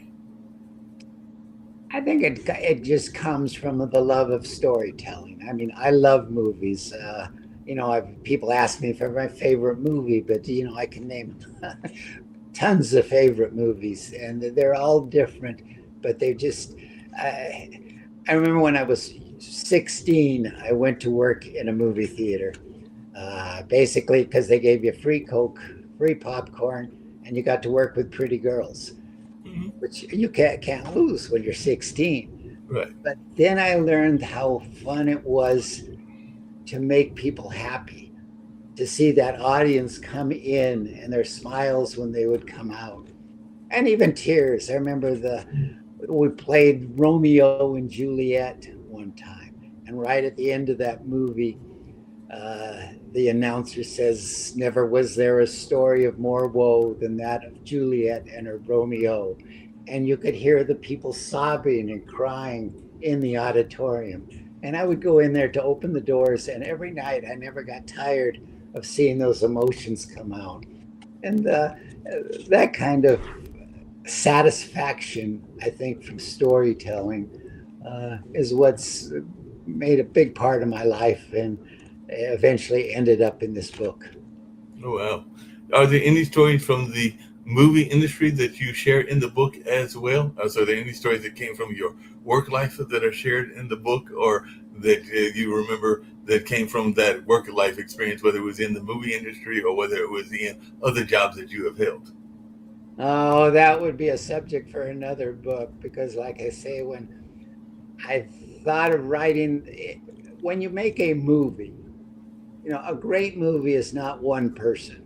Right. It's hundreds of talented people coming together to produce a wonderful movie. So when I went to publish a book and I had all these great stories from other authors, I thought the same thing would hold true, to have the best book possible. Most books have just one author. This book has 80. Therefore, it should be one heck of a lot better than most books that have just one author. That's not to put a single author down, because there's been some wonderful books. But it was learning that in the movie industry, that it's a group effort to make a great movie. And I think my book was a group effort from the 80 plus authors that featured their talent in that book. It's interesting you say that, because I had the pleasure, I've been featured in a couple of books, one a friend of mine took their interview from this particular network and converted it into a book and everything like that. So that was Van Dorn Hennon. But then I was asked to be part of a compilation book that was released last year. I think it was released last New Year, if I remember correctly. So not New Year 2026, but New Year of 2025. But it was a compilation of people that had met through the internet. And Brian Shulman, who is a LinkedIn influencer, came up with this idea. He's written several books, but he asked some of us to participate with him on this book. I think there were like maybe 20 something authors, because the chapter that I wrote was about your soul family and all along those lines. So that we actually had to write something about our connection. So I wrote about the fact that our family isn't just our birth family, but it's also a family of people that you are connected to, that you have a soul connection with, and all along those lines. So that was what my chapter was about. That's how I was glad to meet a lot of people that I felt a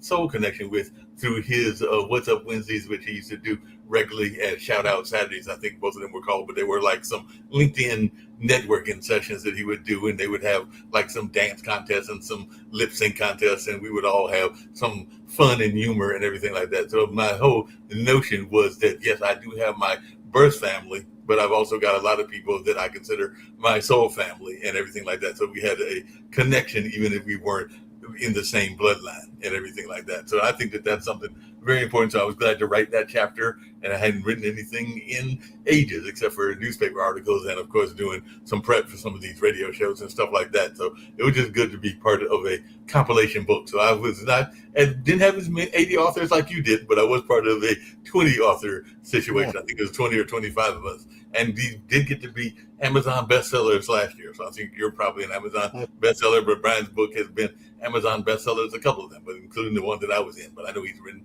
probably like 6 or 7 Amazon bestsellers and everything like that. So it was good to be part of that and to have that recognition. So how important is recognition for you when you get these recognitions, whether it's an Amazon bestseller or it's just people praising your book, including the author of the Soul book and everything like that? So James Canfield. So what is it like when you get these special honorees or honors from either fellow authors or from just citizens in general?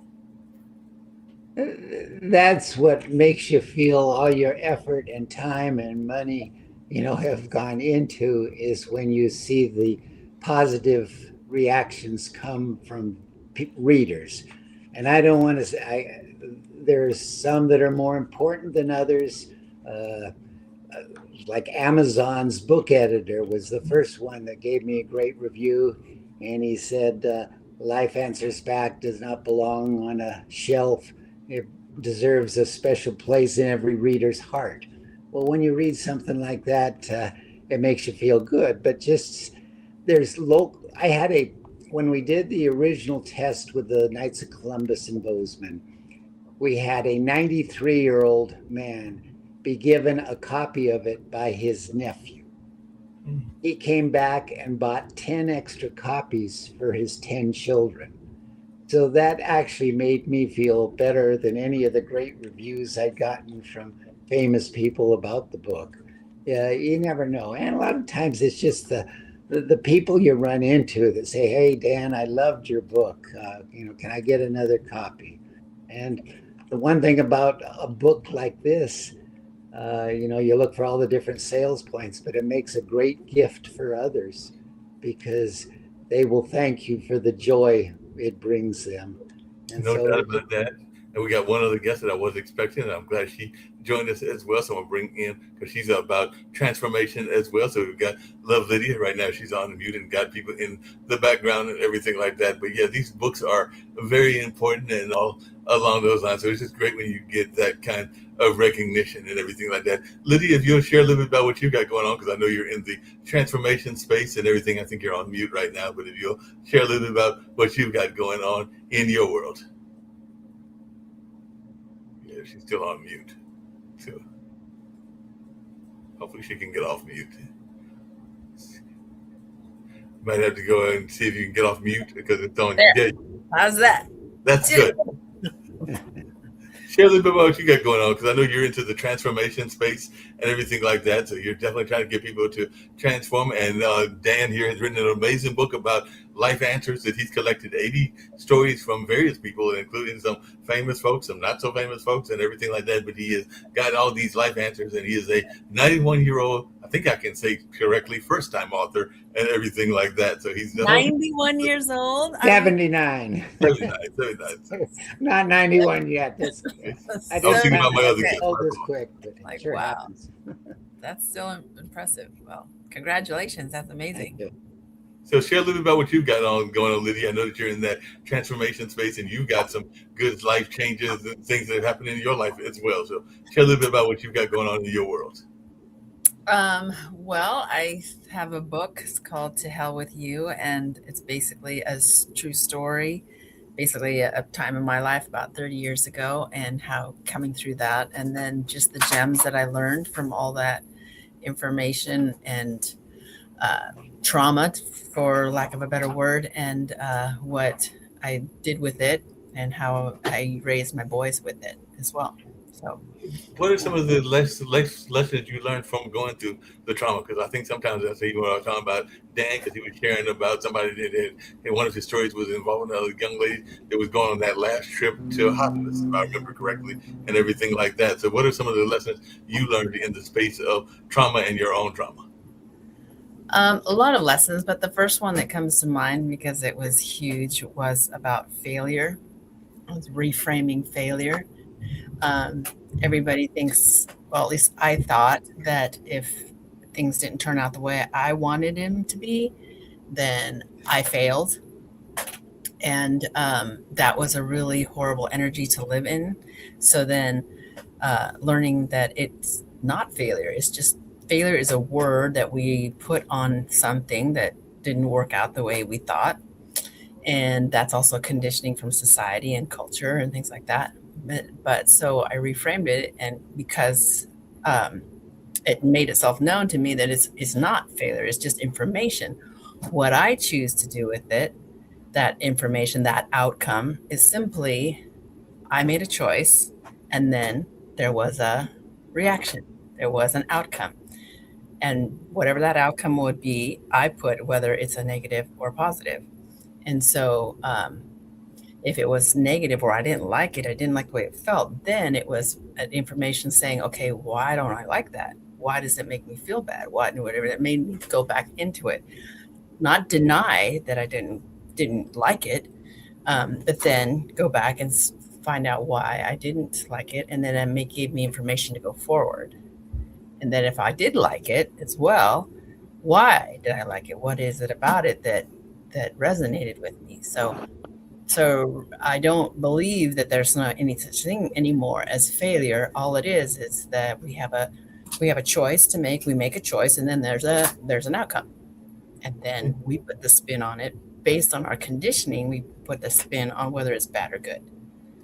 Since you say that and everything, and along those same lines, and this is for both you and Dan, because my other two guests I was talking about, which is the mother and daughter team, and that's actually the ones that were 91. So sorry if I aged you a little bit too quickly, Dan, and everything like that, because it was the mother that was 91 or 92 and everything like that. But one of the things that we were talking about with the Kelly ladies is the notion of the imposter syndrome. And I know that I am notoriously bad for talking myself out of stuff and everything, whether it's in romance or whether it's in jobs and all along those lines. So I was wondering, how did the two of you deal with that in your lives? Because like I said, you had to decide at 78, if you're 79 now, to write the book and everything, and you had to decide to face these demons, for lack of a better term, and everything like that. So how do you deal with that in reality? Because I know a lot of times on this show, particularly Online Dinner Party, we talk about that whole notion of the imposter syndrome and how we can be our worst enemies, because we'll have those little inner conversations. By the time we get to the answer that is the correct answer, or the answer that we want to get to,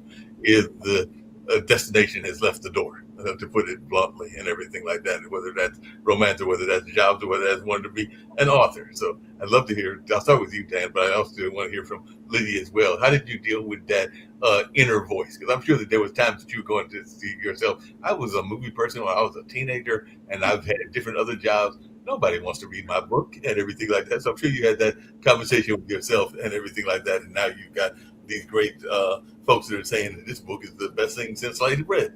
So now it was worth doing. But I'm sure that at the early stages, you were not having that kind of thought. No, I think there is a quote that says you're always just one decision away from a totally different life. We make all sorts of decisions in our lives that we wish we could have gone back and done better, done over, or not made. The one that came with publishing a book, it had me enjoying the process. So the whole time that I was putting it together, I was enthused. But then you're followed by things when you realize how much time it's going to take, the difficulties when you publish a book. Everybody says that they can help make it a million seller, but most of them don't know what they're talking about. And then you have second thoughts that, well, maybe I shouldn't have published this book. There's better things I could do with my time, but I'm not a quitter. And so it's once you make a commitment to something, I feel like you got to follow it through and give it your all. But my life, like say, lots of things probably entered into it. And even 20 years ago, 30 years ago, I never even thought about writing a book. But it's one of those decisions I made that I'm excited about, and sometimes I regret it, but it's something I can't go back and change at this point. Yeah, that makes sense. What about you, Lydia? What made you decide you want to write this book? And you said that there was even lessons that you're trying to tell your own kids from what you learned in your own life, that they don't make the same mistakes that maybe you were part of and everything like that. So what made you decide you wanted to write this book, and what advice would you give to others that are thinking they want to write a book? I've got a friend of mine that says that she's had this book in her mind that she wants to write, but she's also afraid of the impact that the book could have, because it would definitely deal with a ex-husband and some traumas that she went through, and she's got adult kids and actually got several grandkids now. Because I think that friend has got like 6 or 7 grandkids. So I'm sure she's concerned about the impact the book could have on her family history and her family dynamics and everything like that. And I'm sure that's something you even had to face with your own things that you were dealing with. Yes, yeah, for sure. And I would recommend to your friend just to keep going. And yeah, I had the same issues. My first readers were my 4 sons. Me and 2 of them in particular were in the book. And there are people in that might be still alive that this book talks about, but the names I changed, and certain circumstances, not really circumstances, but, pinpointing criteria that would be able to single them out, I changed, and I put that in the book. It was a disclaimer, and then just wrote my story. And that's the reason why is because there was a lot to be learned from it. And then maybe if I helped one person, then that would be huge. So to answer your question. What's the one thing you're hoping people get from your book and everything? Because I know it deals with some very traumatic things and all along those lines. So what's the one thing you're hoping people can get from your book, even as they're reading the book, that they might be able to learn as a life lesson? Because that's part of what Dan's book is about, life answers. But some of it's done humorously, some of it's done less humorously and everything like that. But Lydia, what's some of the things you're hoping folks get from your particular book? That anything can be overcome. Bottom line. And whatever we think is the deepest, darkest thing we've ever done, or trauma we've ever had, there's always a way out. There's always a way to find peace.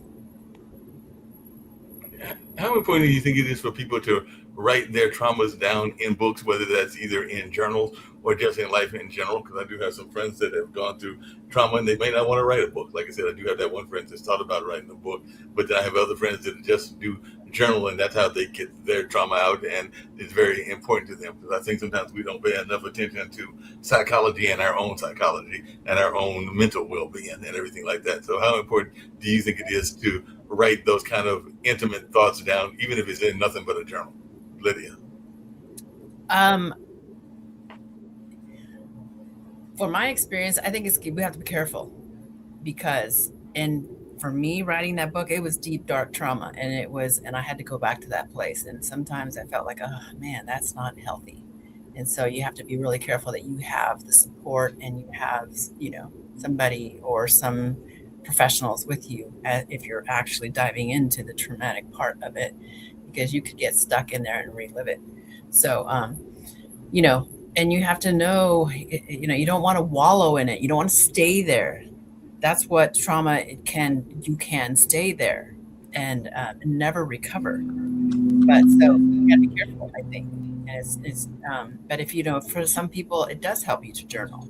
So then they've been doing it before, and they wouldn't just necessarily start it now because they've already have a pattern of doing it, even since they were little.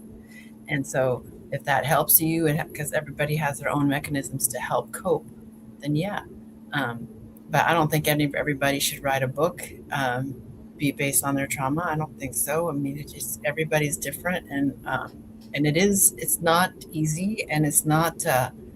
It can be dangerous, I think. So, and not to put fear in people's in their heads, because fear is, again, a stopping block we all can overcome. We have to have that will to want to overcome, and the belief. And then that's another question: where do you get the belief and the courage to do that? That's another topic. Where that come from? And so it's not black and white. Nothing ever is, and there's more complicated than that. And for people to say things that are easy and just do this, no, it's not that easy. And it's for us to. We're living in this generation right now where everything is fast and easy and quick and whatever. And if it's not, then it's not fast enough. Well, come on, we have to take the responsibility. In order to take responsibility for our lives, that takes time. It takes commitment. It takes work. And so many of us are not willing to do the work. We want to blame. You can't blame. You have to take responsibility. You cannot blame. So, yeah. That makes a lot of sense and everything like that. How important do you think it is to have that work-life balance? And this is for both you and Dan and everything like that, because I know that a lot of times people are thinking that they need that work-life balance. I was talking to the earlier guests and everything like that, and sometimes it's a misnomer. Some people are thinking that there is no such thing as a work-life balance because you got to have work, and sometimes the balance is out of alignment and everything like that. So how important do you think it is to have a work-life balance? And that's for both of you, but I'll start with you, Lydia. So how have you been able to maintain a work-life balance since it sounds like you're also raising four adult kids and everything like that, but how important it is for you to have that work-life balance? Well, they are all raised, so they're all on their own now. So I didn't have a balance. I didn't, not with raising them. They were my priority, and they were everything. And because I just felt like it was my responsibility as a mother. So I didn't have a balance. It was them. And, that was my choice. And so I think people have to have a choice. They make a choice of how they want to live. If they want to have a balance, they can have a balance. If they don't want a balance, everything is individual. And to make it a blanket statement, I think you can't. And so, and for that time in my life, they were it. Right now, I have more of a balance. I'm pursuing more of the things that I want to do and be the person that I want to be, aside from being a mother, a teacher, a this, a that, because there's just Lydia at the end of the day. And so that's who I really want to be, is me. And that makes a lot of sense. What about you, Dan? How have you dealt with that work-life balance? I can't remember if you've got, as a matter of fact, I think you did mention having the wife and everything along those lines. So how have you dealt with the work-life balance, and how have you dealt with that kind of balancing of life? Well, as they say, the best laid plans, don't always work out. I didn't plan on getting this old this quick, but it really happened quick. The fact that I'm now a full-time caregiver for a wife who suffers from dementia is something that I never planned in my life. You put things in your bucket list that you want to do in your life, travel and do all these things, and all of a sudden you realize how old you are, and now you've got other problems. And I think a lot of people face health problems that they hadn't planned on. So you should live life to the fullest while you've got the opportunity. I don't know why I was just thinking to it, but we were talking earlier, the storytelling. I remember always listening to Paul Harvey talk about the rest of the story. And I think that's something that a lot of the stories in Life Answers Back are things that we didn't understand the background behind them, or the decisions or the balancing in life that it took. There was one about World War II hero Eddie Rickenbacker, We always remember his stories of fearless as a pilot and putting down German airplanes. But later in his life, he would go out to the end of a California pier every Friday night with a bucket of shrimp and feed seagulls. People thought he was just some demented old fool, but they didn't realize he was that war hero whose life was saved by a seagull. So there's a lot of fun that we can get from stories where you find out things you didn't know or you thought you knew, and you find out the truth. But anyway, getting back to the balance in your life, life throws at you all sorts of curves, so you got to be ready to move with them and figure out what you're going to do and make the best of your life and enjoy it the best you can. Yeah, that makes sense. Hey, Dan, just really quickly, why do you think people are starting to get a connection again to uplifting stories? Because it does seem like during this difficult day and time that we're gathering more and more people that are finding uplifting stories, whether that's stories of conquering traumatic situations, kind of like what Lydia has done, or other uplifting stories. But it does seem like we are starting to see this comeback of the emotional story and everything like that. So why do you think that is in this particular day and age? Well, I hope that's true. I mean, if we gravitate towards stories that make us feel good, those are the stories we also want to share with others to make others feel good. Maybe that's a stretch, but there's various challenges in all our lives. We all get down for a lot of different reasons. And a lot of time, you can get to drugs and pills and other activities that take you away from that. But I think when reading a book like Life Answers Back can make you feel, enjoy life and see what others have overcome and what others have achieved in their lives, it can put a different perspective in your mind. It can not only make you feel good, but it can make you feel confident and hopefully glad you got to read that book and get that inspiration. Lydia, who are some of the people that inspired you just in terms of wanting to tell your story? Because I know there have been some famous people that went through some traumatic experiences. I think about Oprah Winfrey. I think about others as well. But who are some of the people that really inspired you to go ahead and want to write this kind of story that you have written? Because it is a hard-hitting story, but it's one that more people need to hear and everything like that. So who are some of the celebrities or maybe just people in your own life that inspired you to write this particular book? Well, this may sound funny, but the people who inspired me to write this book were the people that had not, that I don't know, that people that I could help possibly with my story. And so, because one thing that drives me is to make the world a better place, and that people do find peace within, and people do find love. And that's what I want for everyone. And so the main purpose and the main inspiration for writing this and going through my own, trauma and caca through all of this and writing, because it was very difficult, took 2 decades, is for the people that I don't know, that if I could help some way to hope on this road, this journey that we all do want peace. We all want to be happy. We want love. We want to be respected, Yes, that makes a lot of sense. I know a lot of people are very big on vision boards and everything like that. Sometimes they can be a wonderful way of getting to that piece that you're talking about. But I just wanted your thoughts around vision boards, because I do have friends that are into vision boards. I don't have one at the moment, but I have thought about getting them and everything like that. But what is your take on vision boards, particularly when you're trying to have these kind of honest conversations? I can't really answer to that, because I have maybe done a vision board once or twice. So it's not something that I do. And so I really can't answer that. I have had friends in my groups of, helping. We have a get together with certain women and we help each other.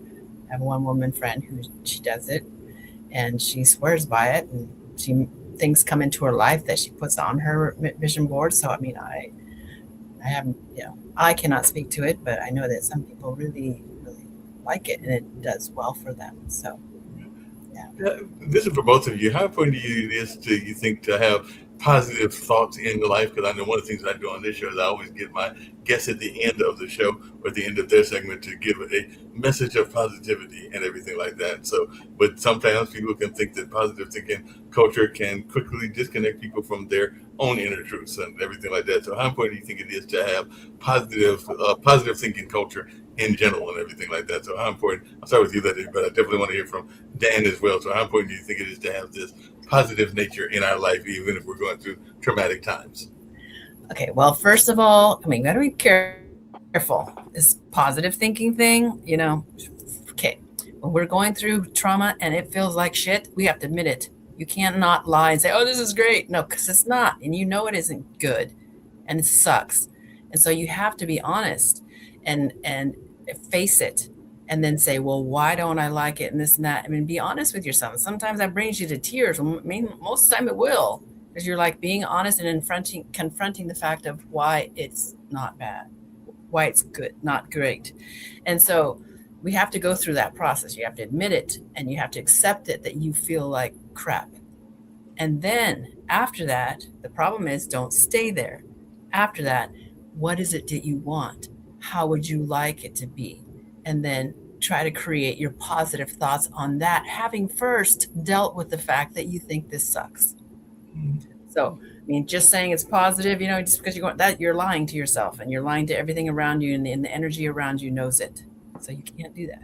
You have to admit it and then deal with what it is, the emotions that come up because you admitted it.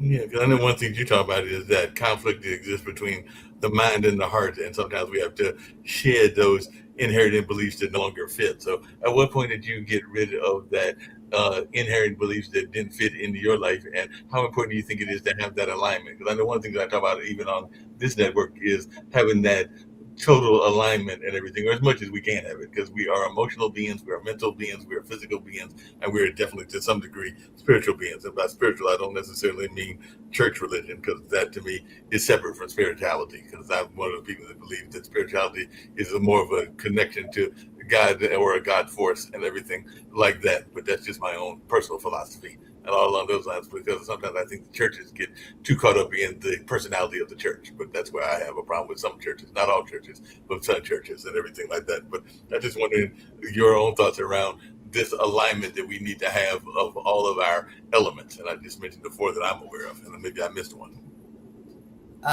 For me, I think it's a journey.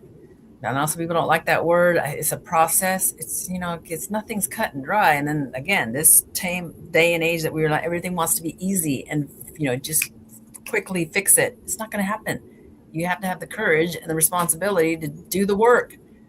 And so alignment comes with time, and it comes with knowing yourself and really being honest. What is it do I want? And, what am I willing to do?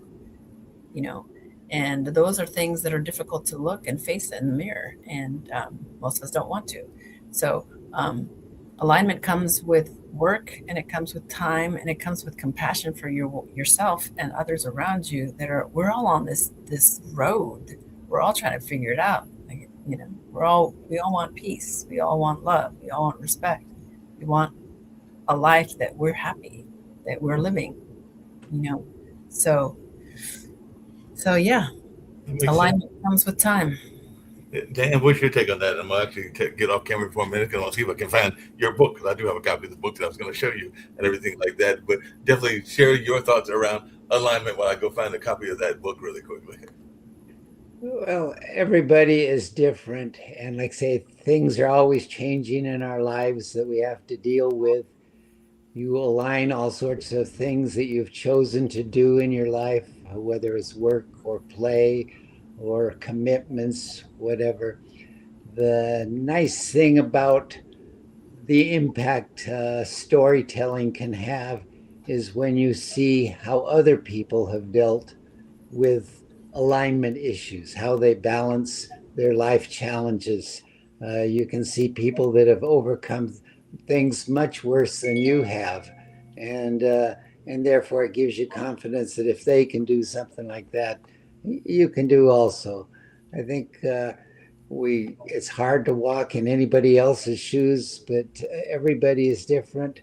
Some people are able to breeze through life without any challenges. Others have one challenge after another. But you need to learn to deal with it and be optimistic about it and have confidence that you can overcome anything negative. And that's one of the things in the book. There was, I think, one section that talked about 7 entrepreneurs whose perseverance will inspire you, and things like perseverance where we're wanting to give up on something, but it shows that those that persevere were able to make great gains and have success in their life strictly because they didn't give up. So, if it gives you that message to not give up, it's something positive. Another thing positive about reading the book. Yeah, and I see that at the end of the book on page 206, you talk about the 6 best doctors in the world: sunlight, rest, exercise, diet, self-confidence, and friends. And I also love these 5 undeniable facts of life. Don't educate your children to be rich, educate them to be happy. So when they grow up, they will know the value of things, not the price. Best awarded words: eat your food as your medicine. Otherwise, you have to eat medicine as your food. There is a big difference between a human being and being a human. Only a few really understand it. You're loved when you're born. You'll be loved when you die. In between, you have to manage. If you just want to walk fast, walk alone. But if you want to walk far, walk together. So that's some of the quotes that were at the end of the book. But you do have some amazing things, including things around keeping your faith. And there's a chapter called The Old Dog and everything along those lines. You even got a book about the 7 wonders of the world. And there was some disagreement apparently in the book with some people talking about Egypt's Great Pyramid, Taj Mahal, the Grand Canyon, the Empire State Building, and China's Great Wall, and everything like that. And you said at the end of this particular chapter that simple and ordinary things we take for granted are truly wondrous, a gentle reminder that the most precious things in life cannot be built by hand or brought by man. So it's definitely some great stories. You even had a commencement address by a Black student at Harvard and everything. And that was, I think that was Donovan Livingston that was doing the liftoff and everything like that. So you have some great things in the book that folks should definitely go and check out and everything like that. And you shared some of the stories, but that's just a couple of them. And like we said, out of the mouth of babes comes some great wisdom. And it seems to me that you even had wisdom from a homeless man. And that reminds me of a play I wrote called Confessions of a Puppy, where somebody was in the urban business world that had to be forced to ride the bus. And so they ran across a homeless person. They ran across a janitor. They ran across a number of other folks, including, I think, a couple that was hooked on drugs and everything like that. But one of the lessons that they learned was that the janitor knew more about the office than they were giving them credit for, because as we know, a lot of times it's the janitors and the secretaries that know a lot about what's going on in the corporations, and not necessarily the CEOs and everything like that. So that was one of the points that I was making in my skit that was part of a greater play and everything like that I wrote some 20 years ago, 15 or 20 years ago, and everything like that. But I think it still resonates today as well and everything like that. So definitely there's a lot of important lessons that people can learn. But I do have a copy, as you mailed it to me, but there's the book, Life Answers Back. So you can actually get a copy of his book if you don't have it, but I have my copy and I've already looked at some of it and all along those lines. So definitely, Lydia, tell us the title of your book once again, so folks can hopefully get a copy of that book. I don't have my copy yet, but I will try to get that one as well, just like I got to get the travel book. But tell folks about the title of your book as well. It's called To Hell With You, An Adventure Through Tragedy, Love, Betrayal, and Transformation. And yeah, it's on all the things, Audible, Amazon, Barnes & Noble, and such, all the things. Yeah. So yeah. Cool. And what's the number one lesson that you hope that people get from the book? Like you said, you're hoping that somebody will read it and get a important lesson. What's the number one lesson that if somebody was to pick up the book, you hope that they take away from the book after they read it? Well, I can't really say one, because I think I wrote the book in such a way that it was written on levels. So Right. If one level is a story, it's a bizarre story. So it's very entertaining. It can be. And then, but there's also very underlying messages.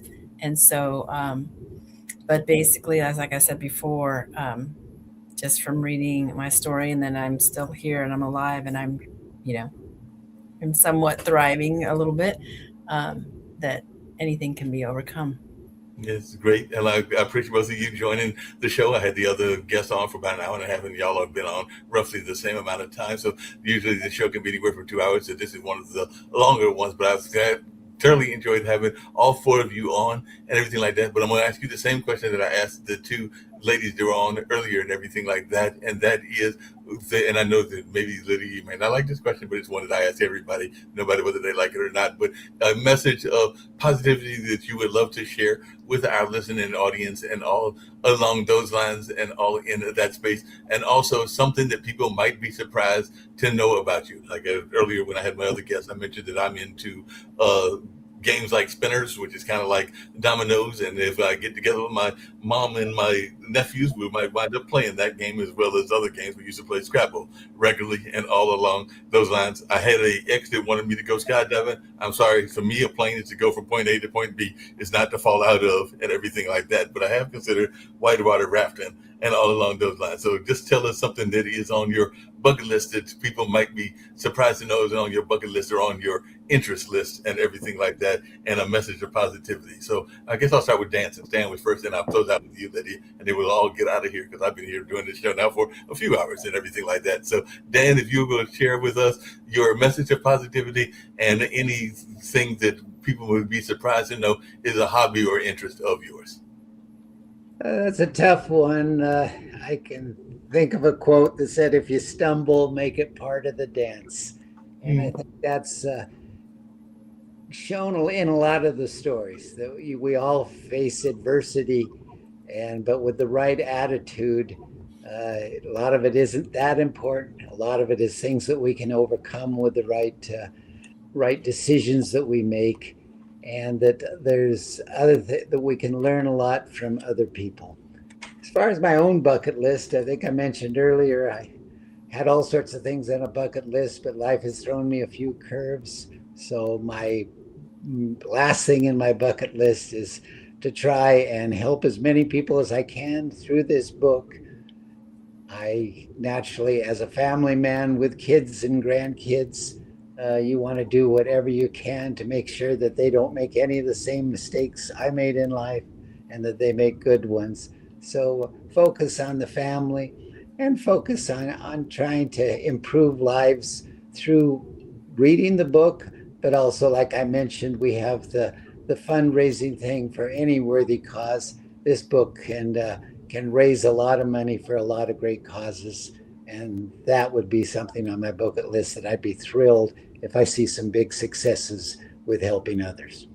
That sounds wonderful and everything like that. What about yourself, Lydia? What's something that is your thoughts around positivity, but also on your bucket list as well? So maybe there's something that's on your bucket list that you would like to accomplish, or maybe there's a hobby that you haven't picked up. I know that at the Cultural Arts Center that I work at, we've got a group of women that are amazing quilters and everything like that. And I keep seeing some of their quilts that they've designed, and they are very intricate, and I wish that I could do quilts like that, but I am not a sewer and have never come close to being a sewer. I barely can do the cooking, but I have managed to get better in that than I used to be, even though my brother is a much better cook than I am and everything like that. And part of that is because I taught him when I was very young, because he said there's a 7-year gap between us. So I think when I was like 13 or 14, he reached up to the cupboard where the cookbook was and pulled the cookbook down and asked me to read it. So I read him the cookbook. So he got to learn how to cook. I got to develop some of my reading skills and all along those lines. So it was a win-win in that sense, but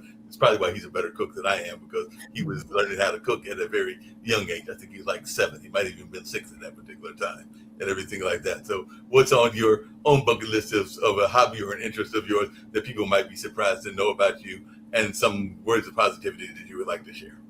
Okay, cool. Well, probably what people don't realize about me is that I am on the USA National Paraclimbing team, and I in the capacity as a caller. My partner is a climber, rock climber, and he's visually impaired, and I call for him. And so we've competed in different countries and in this year, and so we have a few more to go. So that's a strange thing that people would never guess. So yeah. And then, as far as a bucket list in the book, To Hell with You, I would love to have it made into a film, a feature film.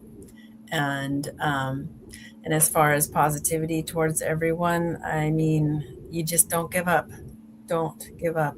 There are times when you want to take a break and, admit what you feel, find some friends, find some help, to find something that lifts you up just a little bit to keep going, and don't give up, because we all know what happens when we give up. We know what it is. It's right in front of us, but you don't know what's there if you don't give up. You don't know what's there. You don't want what's creating and what's happening.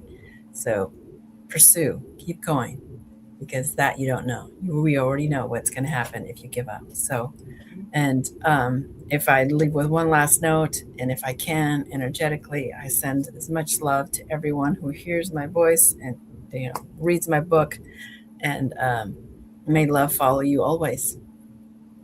I appreciate that. That's a great message and everything like that.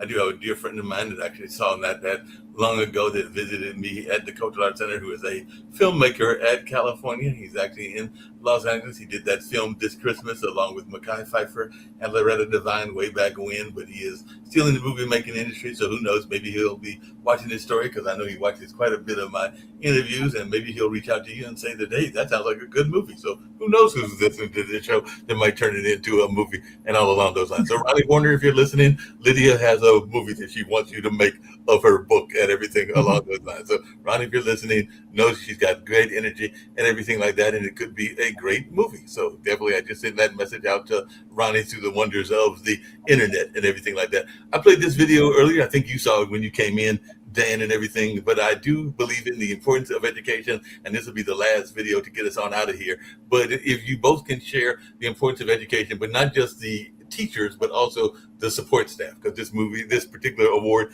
which was created out of Oklahoma, is for like the guidance counselors, the resource officers, the cafeteria workers, the janitors, a number of others that make a school run and everything like that. So I'll start with you, Dan, and then I'll hear from Lydia as well. If you can think of somebody either in the school field, that whether it was a teacher or a janitor or a coach or whoever that really influenced you in your life when you were in your school ages. And after I hear from Lydia, then I'll play the video and we'll all get out of here and everything like that. But I'll start with you, Dan. Who is a teacher or a support staff person that really inspired you?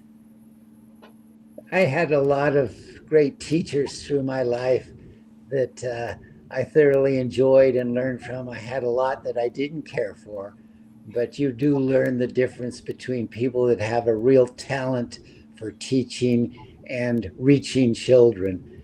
And that is something that is hard to teach, but some people seem to have it naturally. And when they teach, you understand everything they say and you absorb it and you benefit from it. Whereas somebody that's not really cut out to be a great teacher can bore the students to death and you can't remember half of what they said. So kudos to all the teachers that really knew their stuff in their lives or in their teaching life, and that helped me in my career to be a success. Appreciate it. What about you, Lydia? Was there anybody that really inspired you as a teacher, or maybe like Dan, you have a overview of just teachers in general and everything like that? But who is somebody that inspired you and could even be a support person, or maybe as an overview of the entire industry, including, like I said, the cafeteria workers and the resource officers and others that are part of the education establishment? Well, first of all, I want to say that I think teaching is the most important job on the planet, because they teach the little ones to the older, younger adults, and they are the future. And that is not how our society looks at it right now. The best of us should be with the students, not the people who are looking for the summer vacations and all that kind of stuff, because a true teacher knows, is a master, knows how to transform, as Dan was saying, that passion, that love of that subject onto the student. And also that person is an expert in that field.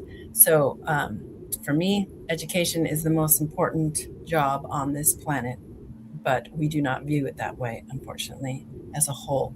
And again, the best of the best should be with the youth. And as far as who was inspirational and helped me, or somebody that I admire, was one of my professors, my literature professors in college, Spanish literature.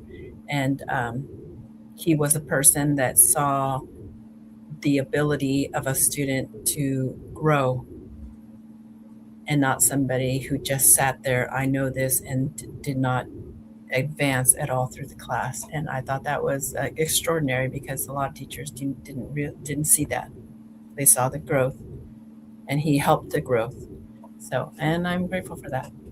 I appreciate it. Great thoughts and everything like that. I'm going to play this video from my friend in Oklahoma that is honoring those teachers, and I think it's actually a worldwide award, if I remember correctly. But the two of you, along with the two I had earlier, were great guests. I appreciate both of you being on the online dinner party. We'll see who we have on the 15th. I know I've got some guests scheduled for the rest of July, but I've enjoyed all four of you, the two of you right now and the two that I had on earlier. Always a great show, and always good conversation where we sit and learn from each other, because that's the way I envision this show is like a real dinner party, and the way that I envisioned my parents when they used to play bid whist with some of their friends at our house that we were living at in Warrenton. So I enjoyed both of you being on, just like I enjoyed the young ladies being on earlier as well. So hopefully I'll see y'all on some future shows as well, but I appreciate both of you for being on this show, and I look forward to seeing you in future episodes and just seeing you out and about in the streets of the internet as well. So definitely appreciate both of you for being on, but right now we're going to get out of here with this particular video. Thank you for having us. Yes, thank you, Mark. It's a pleasure to be here. Okay. I won't fold, I won't drop until we on top. Only going non-stop. I won't fold, I won't drop until we on top. Only going non-stop. I want to thank everyone for coming to the 2020 TAF Awards. This was a show like no other, people. This is the Grammys for dignitaries, educators, and support staff around the state of Oklahoma and worldwide. We cannot do this without the support of the people. So we thank you, I thank you, for being such a dedicated supporter to this movement for the Teachers Appreciation Foundation. I thank you.